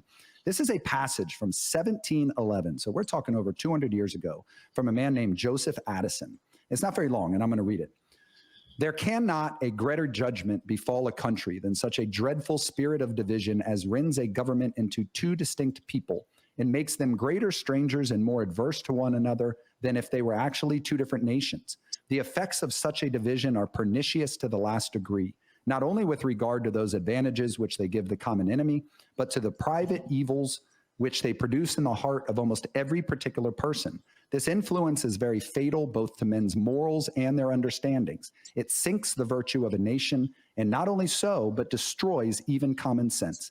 A furious party spirit, when it rages in its full violence, exerts itself in civil war and bloodshed, and when it is under its greatest restraints, naturally breaks out in falsehood, detraction, calumny, and a partial administration of justice. In a word, it fills a nation with spleen and rancor, and extinguishes all the seeds of good nature, compassion, and humanity. Wow. We are living that quote 223 years later. That's crazy. Yeah, it's amazing that those men 213 years ago are able to see that. The foresight they had was incredible. That's what in one of the famous, I forget which paper it's from, but they talk about the madness of faction. That's exactly what they're referring to right there, is the madness of faction.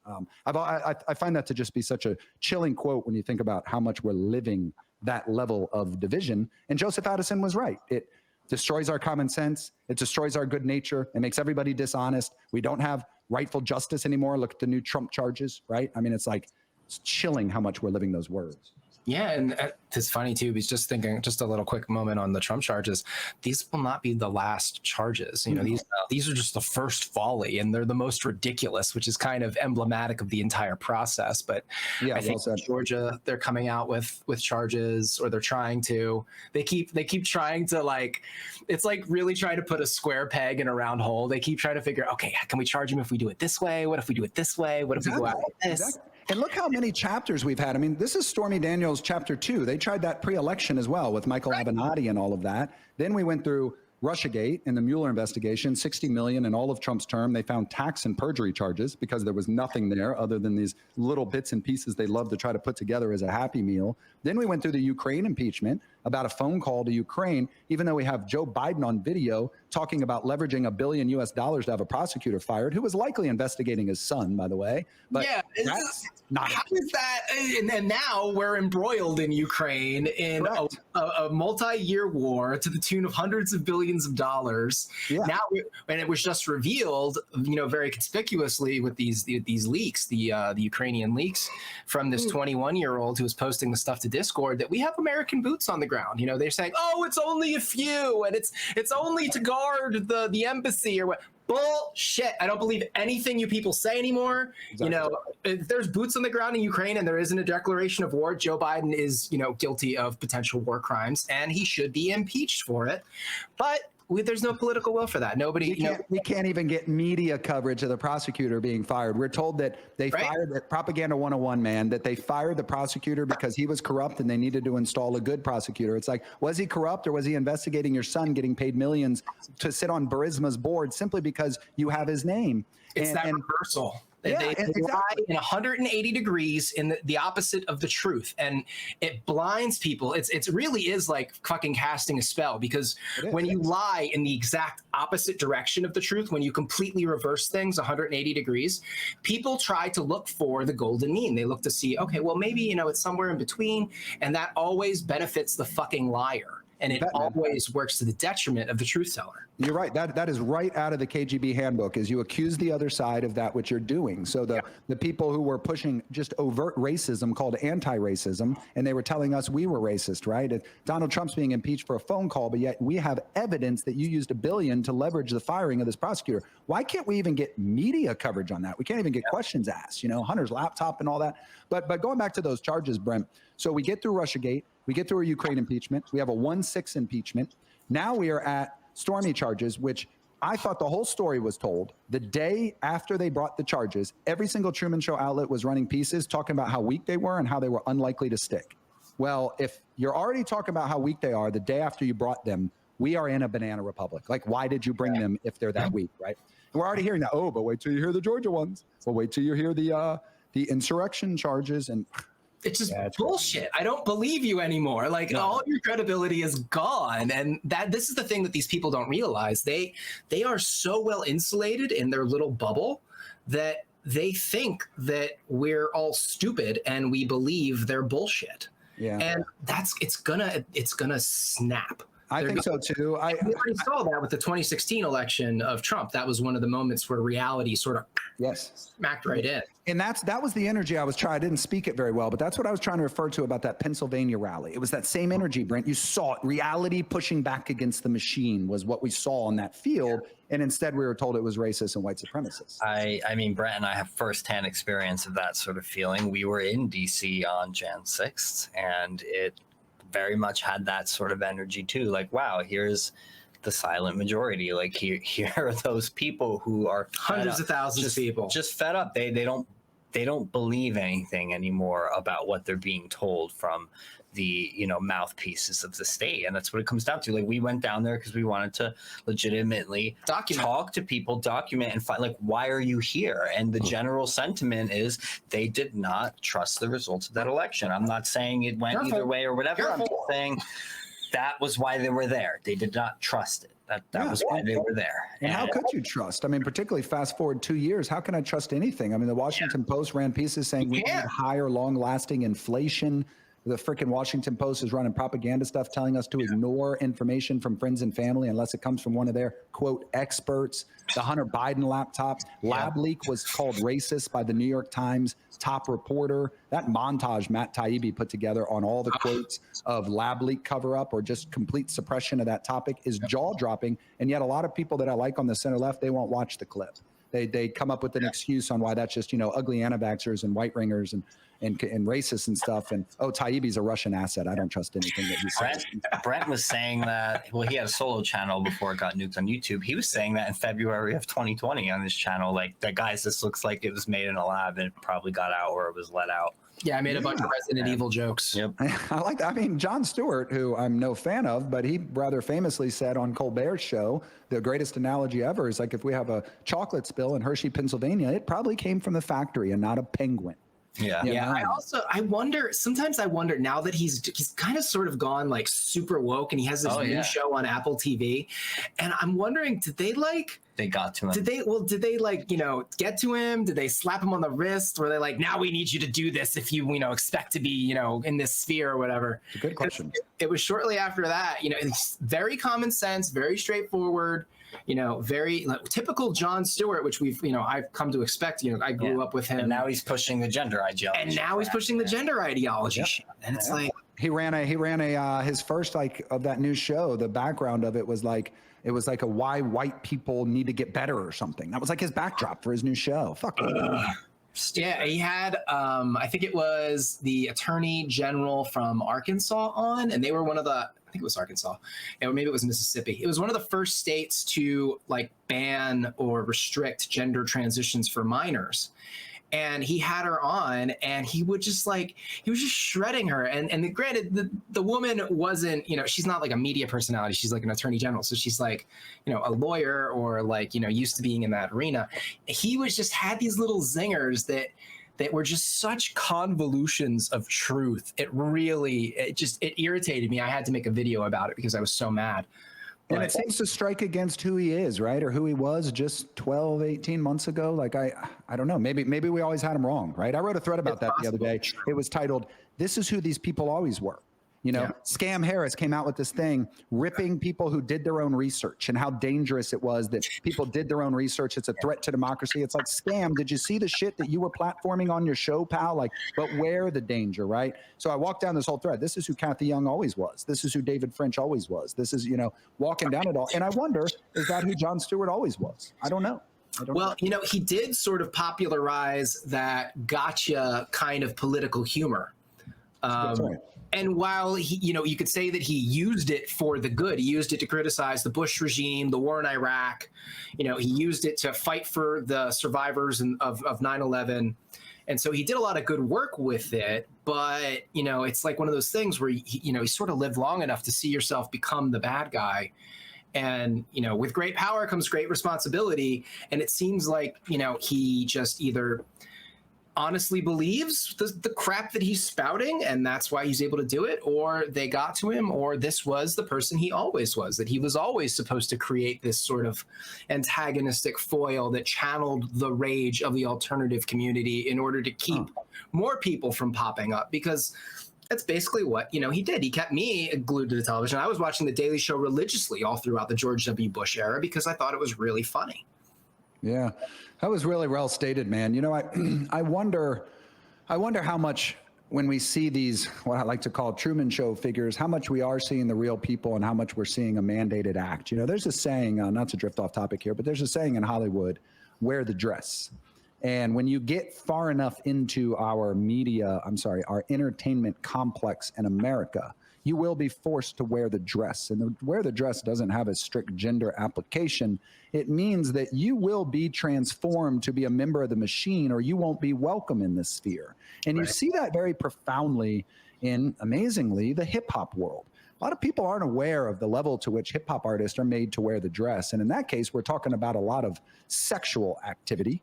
One of the most famous people in all the hip hop world, and I won't name drop because I don't need his goons at my house tonight, but he has had upcoming rap artists come to his studio and give him blowjobs, and has later told people he does that to establish the power structure. He wants that person to understand where their place is, and that is their way of wearing the dress. And if they're going to become a famous hip hop artist, they're going to go through that process. It's a process of corruption and subservience. And so there's some of that as well within the alternative, independent political social commentary sphere as well.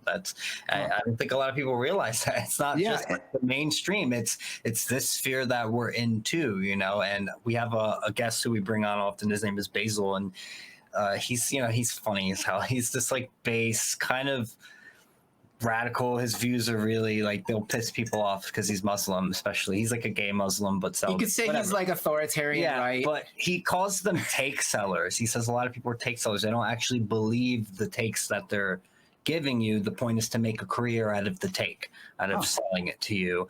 And there's, in this whole sphere, one of the things we talked about with him was that a lot of these similar favors happen where if you want to rise up the ladder and hang out with the cool kids and get on the best shows and talk to the more famous people, like there's, things that happen behind closed doors that people do. So back to the Jon Stewart sphere, I wonder, and I'm pretty certain there is a dynamic of wear the dress within the news media as well. And I don't necessarily here mean sexual favors, but I mean you will fall into the mold we want you to be, or you will not be welcome in this building. Yeah. And I wonder if that's how Jon Stewart ends up the Jon Stewart of today. There's not a greater example of that, I don't think, than Stephen Colbert. Stephen Colbert was actually pretty like raw and funny at one point, wasn't he? Remember when he did the White House Correspondents' Dinner with George W. Bush in the facade of that character he did. It was great. What was that show that he did right after he left? It was like he had this like fake right-wing pundit character, which was such an amazing satire and critique. And then it was like, he got his own show, the Colbert Show, and he was going to be himself, and now he's just basically a herald for the establishment. Exactly. Now on his show, they're doing the vaccine where, I felt like that one of those things. Dancing needles. I felt like I was tripping on acid when I watched that as it came across. And it's just literally like subliminal pump your head to get you to take injections. And I'm like, what, man, this dude is a tentacle of the state. And I wonder, was he always a tentacle of the state? He didn't appear to be it 10 years ago. I don't think so. I think he was made to wear the dress. Yeah. I think this dynamic is very profound across our country. And if you think about it, that plugs into how Hollywood, sports even, and our media and our entertainment spheres, they are all have become this cogs of a social engineering apparatus. So if we are going to create this social engineering apparatus that we're going to use to mold and control culture, we're going to have to establish some pretty severe gatekeeping. Otherwise, people are going to get in and be like, no, I don't want to do this. Cue wear the dress, right? And I'm convinced of this concept, and I think it may apply in way more fields than we realize. Yes, it's probably universal. Yeah, well, it's probably very common, especially when you get into those upper echelons of success, and because you see it almost like one of the Eric Weinstein is another one who I feel like he tries to like play based, but really you can kind of see him always doing this like narrative management role, especially if you've ever been in spaces with him when he's talking about this kind of stuff. I think you're thinking more of his brother. No, I'm thinking of Eric, not Brett. I've never heard either of them speak, actually. Well, maybe I've heard Brett speak. I think Brett's based. I like Brett a lot, and I think Brett gives his honest, objective opinion as often as I hear it. Same with his wife, Heather Hying. I like her a lot. I was confusing them. Sorry. Yeah, you got them confused. I got them. Eric is the mathematician who was MIT. Yeah, brilliant dude. Now didn't he like Peter Thiel? Didn't he like meet Epstein too a few times? And, there's something along those lines. But he was just another one that I was hearing him in one of these spaces. I think it was about the Twitter files, and he was just doing this like abject apologia for like the security state. And I was just like, really? Like, this Yeah. is so obvious to me, but I've never thought of that before. But now that you say that, Brent, you're right. And I like Eric a lot. I follow him. I think he's an absolutely brilliant mind. And I will give him some credit that he's been willing to speak on some fronts that either some others aren't, or he did it a little quicker, or maybe a better way to say it is he just has a large enough platform. I appreciate the fact he's willing to say the sensical, because sadly, a lot of people aren't. But you're right. Now that you say that, the vast majority of times he says something that could be considered controversial at those popular lunch tables, he makes sure he qualifies it to make it clear he's not one of those ugly right wingers. You know, one of my followers just posted something about that earlier in the week or last week, and I retweeted it. That's my thing on Twitter. I love retweeting other people's replies. It's about the discourse, not me. And they made the point that's you see that all the time. You see this. I forget the terminology they use, but it's like a gift wrapping. It's like, I want to make this point, but I know making this point will make me unpopular with the moral. They won't let me sit and have lunch with them anymore. So I can only make this point if I create the lead of, well, I'm not a Trump guy or anything, but, you know, well, I don't agree with that, but it's like, just say what you want to say. But that goes back to how intense this coercive social pressure is in those spheres. And you're right, it manifests pretty strongly in Eric. He's afraid to alienate certain people. And as a result, what are you really doing to yourself, right? You're like neutering yourself, in my opinion. I don't mean that directly to Eric. I just mean that's what that machine does to you. So yeah, I just wanted to switch gears and talk about the gender shit. I mean, we'll get into the space that you had. I listened to it on my way back from Fire Island with Eva and Matt Osborne. We're probably going to have Matt Osborne on the show at some point down the line. Awesome. And Donovan Cleckley, I thought it was really interesting that his last name is the same as Hervey Cleckley, who was one of the original researchers in the field of psychopathy. He did a lot of the original groundbreaking research with the mentally disturbed prisoners, and he actually was the one who kind of found coined the terminology, got it into the DSM. And got basically displayed the symptomology. So he's like the original guy. He was working in like the 30s and 40s at the time, strictly with prisoners. He wrote a really interesting book called The Caricature of Love, which is a really in-depth analysis. It's how psychopaths sort of view the concept of love, which they can't experience. But I just saw that Donovan had the same last name, and I was like, gee whiz, I wonder if he's related. Yeah, it's interesting. Donovan, that was my first exposure to Donovan. I mean, I read a little bit of his work in the week coming up because I knew he was showing up. But prior to Matt telling me about Donovan, I had not crossed paths with him. And oh my goodness, did he blow me away on Saturday. That brain has a lot of knowledge. He's done a lot of reading. I think, was it Donovan or was it Matt who was talking about the cult that did the genital and breast mutilation in like the ancient times? I forget who was, but that's a fascinating piece of it. Matt's done a lot of tracing this back through religious themed movements, and man, it's uncanny how well that tracks to this. Yeah, James Lindsay is also somebody who's been on like the Gnostic Hermeticist sort of like thread, along with all of this weird gender bendingness. Yeah, and that was one that I commented one time that I don't just inherently believe everything James says, but it percolates up there, and sometimes after a while a light bulb clicks on, and that was one of them. He was talking about the kind of Gnostic side of this when, I don't want to say it didn't make sense to me, but it just, I don't know. I didn't gravitate towards it all that much, and I have now. That light bulb has fully clicked on. Daniel and I studied Gnosticism for in the past. Yeah, it was kind of like an interesting kind of consider myself a hermeticist in many ways. So did it jump out at you that this gender ideology fits in that bucket? I think it fits in the bucket of people who think they're being mystical and spiritually enlightened people. It's a distortion. It's a twist. Completely misunderstand what all of that is all about. Like, I don't think a true hermeticist would get rid of the idea of men and women. Yeah, that's a good point. It's too fundamental. It's too fundamental. Whatever it is has been kind of perverted. Yeah, I appreciated that you listened to that space on Saturday. I was honored to be a part of it. I was honored to share a floor with those three. They were, I've looked up to Eva for a long time. That was the first time her and I chatted, but her reputation precedes her. We've had her on live streams, and we had a formal episode. I was joking with her today about us having babies and how cute they would be. Yeah, she lived up to the billing. She's a rock star. Donovan blew me away. I mean, he's just a wealth of knowledge. And Matt and I have grown quite close. I'm really fascinated by him. His mind is just it's there. It's got so much to offer. I'm so glad what the distance is doing. And as I've commented a couple of times, I thought what was most interesting about Saturday, I mean, the substance that came out was wonderful, and I hope we can continue pushing this needle in that direction through forums. And I don't mean my own. I mean anybody who's helping spread this dialogue, because it is ultimately a challenge of spreading awareness. But one of the things I found so interesting on Saturday was the composition of the room. There I am on a panel hosted with LGB United. Who shows up halfway through? Jennifer Thomas, one of the top feminist activists in America, who's actively running street protests for free speech against this ideology. And 18 or 24 months ago, I'm not sure the LGB United and one of the top feminist activists in America are on the same team with Theo Jordan. And yet this is such a threat. It's something that is unlocking across so many different camps of how fundamentally wrong and dangerous this is. It's really cool to see how it's building bridges that didn't exist years, if not months ago. It tells an important story, I guess, is what I'm saying.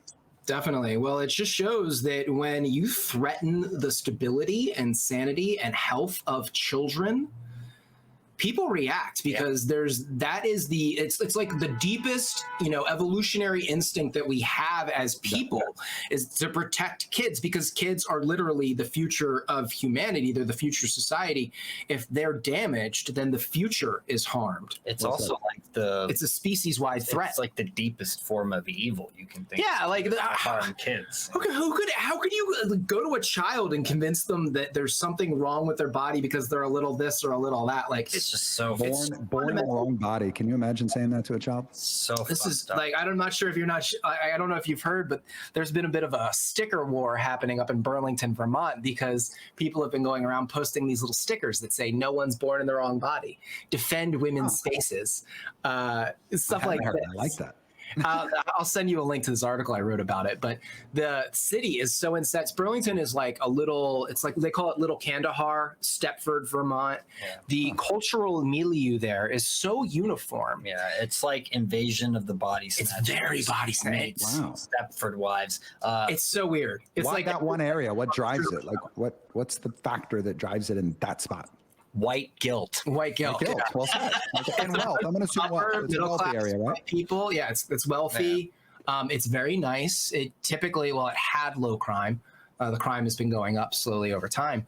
But these people, they freak out over the phrase, "No one was born in the wrong body." They call it transphobic hate speech. It's an innocuous thing to say. It's an innocuous statement of fact. Right, exactly. But see, that goes back to this this term I've been using over and over in the last couple of weeks, queer is political, because that's the moment that we're living through. And obviously, as you both know very well, queer has absolutely nothing to do with gay people or sexuality. It has to do with an inversion, a dismantling, a disruption, elevating the fringe and vilifying the middle. And queer as political ties in very well with what I talk about with the moral versus the monsters, because the way you got there is through that weaponized empathy, through that moral superiority, through that sense of we're saving the earth, we're ending racism, we're ending bigotry, we're saving children. So they all think they're like doing the right thing, but they've really been, I don't think this is a verb, but cultized. They've been turned into this blind cult of moral superiority. And the term that binds it all together is solidarity. We have to have solidarity. So it's like, well, wait a minute, we're at a Black Lives Matter protest. I don't care about trans people. Well, yes, you have to have solidarity. So we're going to make the banner Black Trans Lives Matter, not Black Lives Matter. Yeah. That solidarity engine has truly become a cult. Ultimate minority right there, the Black Trans Lives. Black Trans Lives Matter, right? But yet go back to that Time cover I've been posting the last week or two. That's in 2014, and they have a Black transgender man on there dressed like a woman, basically showing America this is the new face of a Black woman in America, and they refer to it on that Time cover as the next civil rights frontier. Boom. Queer is political. It comes down to these people are LARPing the civil rights movement. They're LARPing civil rights. They're also belaboring under this delusion that if we just grant them everything they're asking for, we'll usher in utopia, without the conscious awareness that in history that's happened many times, and it usually ends in bloody genocide and revolution, because there's always people that are like, no, you're fucking crazy, and Exactly. you're not going to get your way. And then we're kind of seeing the escalation of them reacting to that, more and more outrageous, violent aggression. Yep. Yeah, like what happened to Posey Parker, or Audrey. What was it? Audrey Hale was the truant shooter, and whatever. They're just Still haven't released that manifesto. Gee whiz! Right. in that 2-week period. Like so many things happened. It was definitely a turning point. You know, Riley Gaines. Well, Riley Gaines was the shooter, last one. It was and Parker Posey. You're getting the order wrong. It was Parker Posey. Then it was the Truman shooting. Then it was Billboard Chris attack. Then it was Riley Gaines. I wasn't. Right.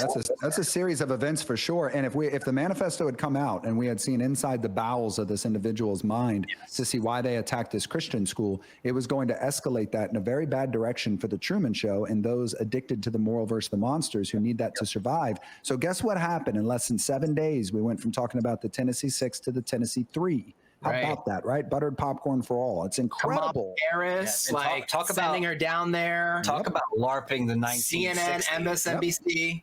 Very much. I know. You're saying that the transgender movement is LARPing the civil rights movement, but simultaneously we have a live LARP of the civil rights movement going on. So these channels are both firing. Yeah, Jason Pearson literally giving us a bad Justin Pearson giving us just a terrible MLK dollar store MLK impersonation, and it's so obvious too. Like it's just so obvious. It's painful, and for some reason people gobble that up. I mean, that's I made a video comparing, the video that came out with him when he was in college to, his little like preacher speech, and people were rationalizing the preacher speak. Oh, he is a preacher. And that's the way that he talks, that's that's black preacher. You're unfamiliar with black preacherdom, aren't you? What I will say is there is a bit of like a way that a lot of those black preachers but this is not. But you're not LARPing it. This wasn't black. Yes. You're not in black church. You're in Congress. And if you listen to the cadence, it's like, no, you're not just doing a black preacher here. You're trying to do MLK. It sounds so bad. Here's kind of the point of why it's so artificial. I showed that to my wife, who is not plugged into this stuff. She doesn't spend time on Twitter. She doesn't watch a lot of news and stuff. Smart woman. I know shit. And I showed her the first video that came out before he did the gyrating performance the next day on the steps. Yeah. There was a video that came out that just showed his speech that was on CNN versus that LinkedIn thing. And it was just staggering. And I went home and I showed it to my wife, and it had absolutely no impact on her. And I wondered why, because it had such an impact on me. And I kind of probed her, like, so I don't forget what I said, but the point is I pulled more out of her, and she's like, I don't get it. Like, why is that a big deal? It's just fake. Like, that's just fake. No one's supposed to. And I'm like, but that's the point. We're led to believe it's not fake. It's being pointed out all over CNN as if this is the next civil rights hero. So I guess my point is it was so freaking artificial. It didn't even register with her. She's like, that's meant to be fake.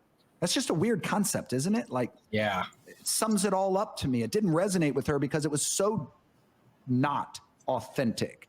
But yet we're being sold on it being authentic.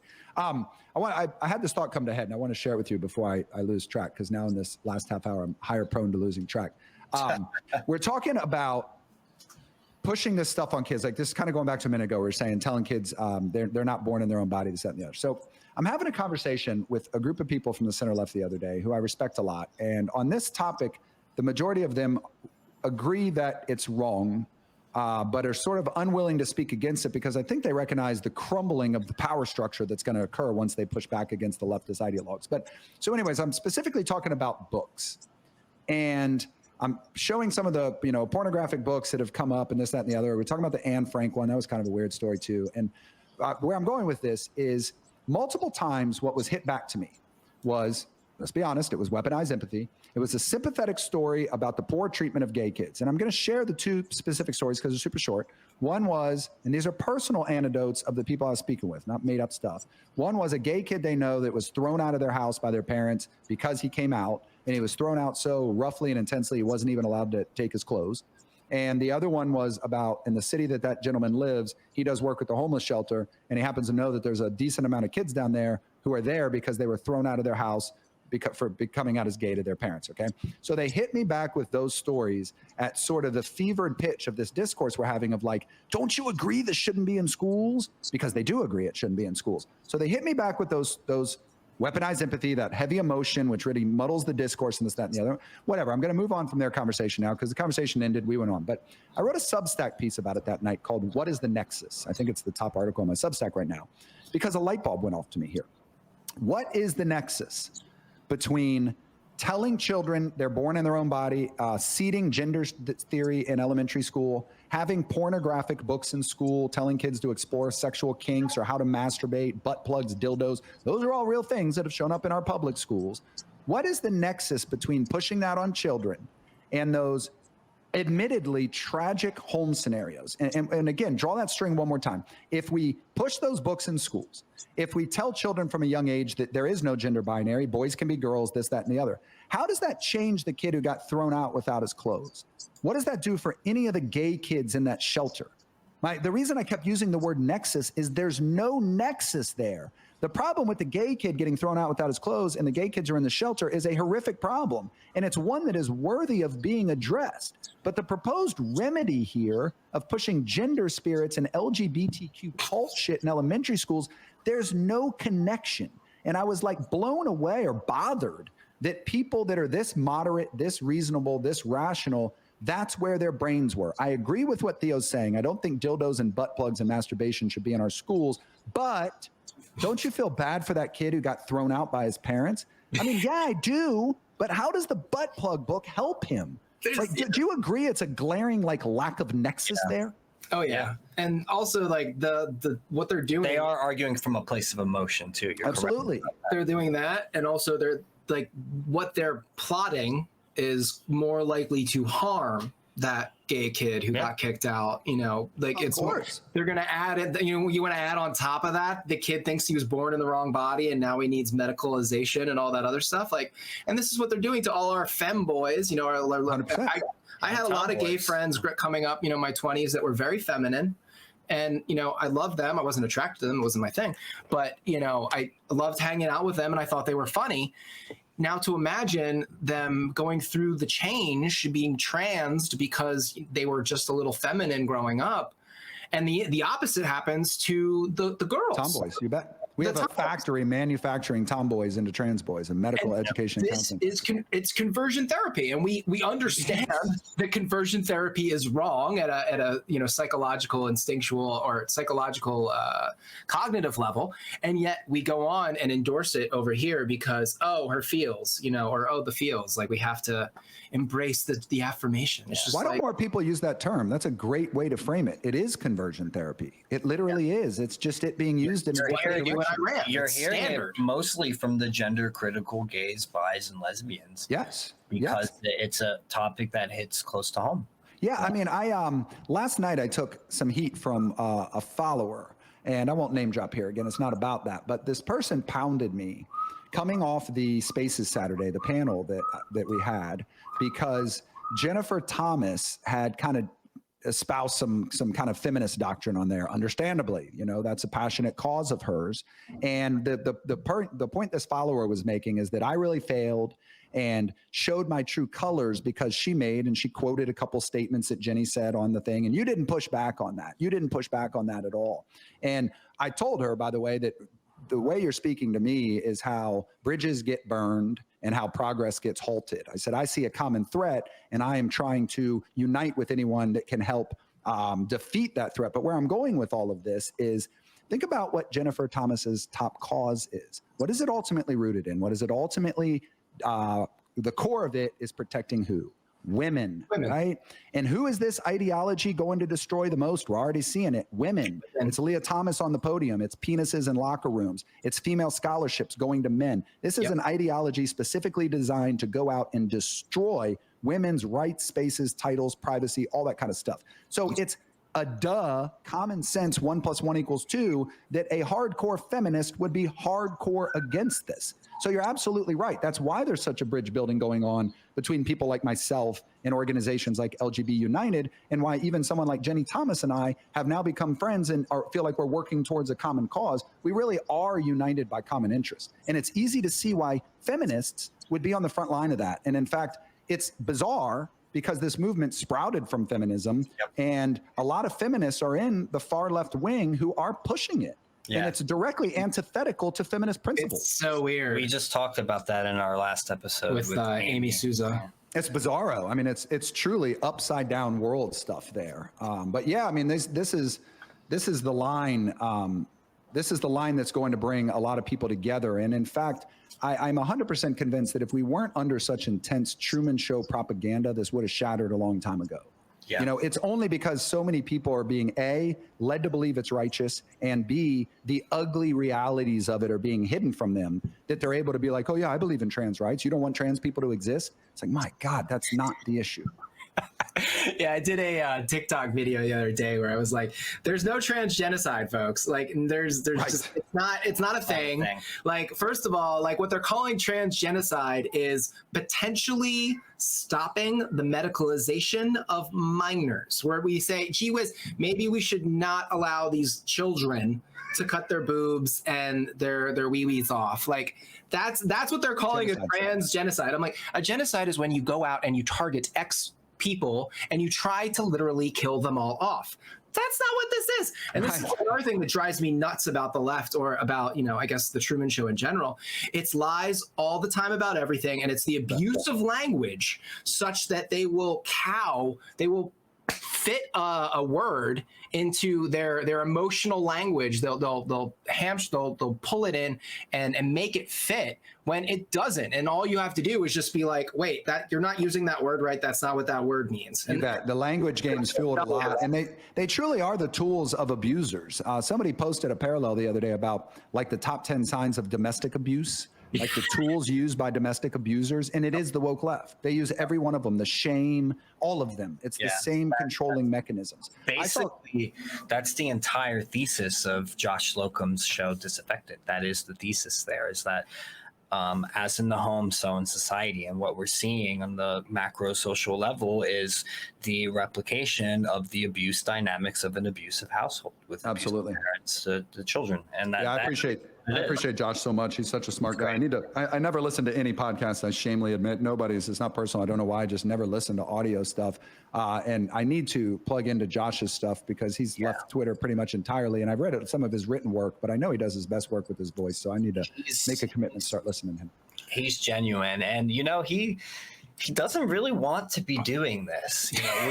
We were in Vermont a couple weeks ago, and I had a personal exchange with him, and he said that to me, and I truly felt it and believed it. I'm like, yeah. And just knowing what he's like as a person too, and having met him a few times, and he's kind of reclusive. He likes to keep to himself. He's not like a social type of person. He doesn't want to be doing this. Yeah. But it hits so close to home to him as someone who's had an abusive upbringing and has experienced those dynamics with his mother and stuff, which is why he talks about it all the time, that he just can't not say anything.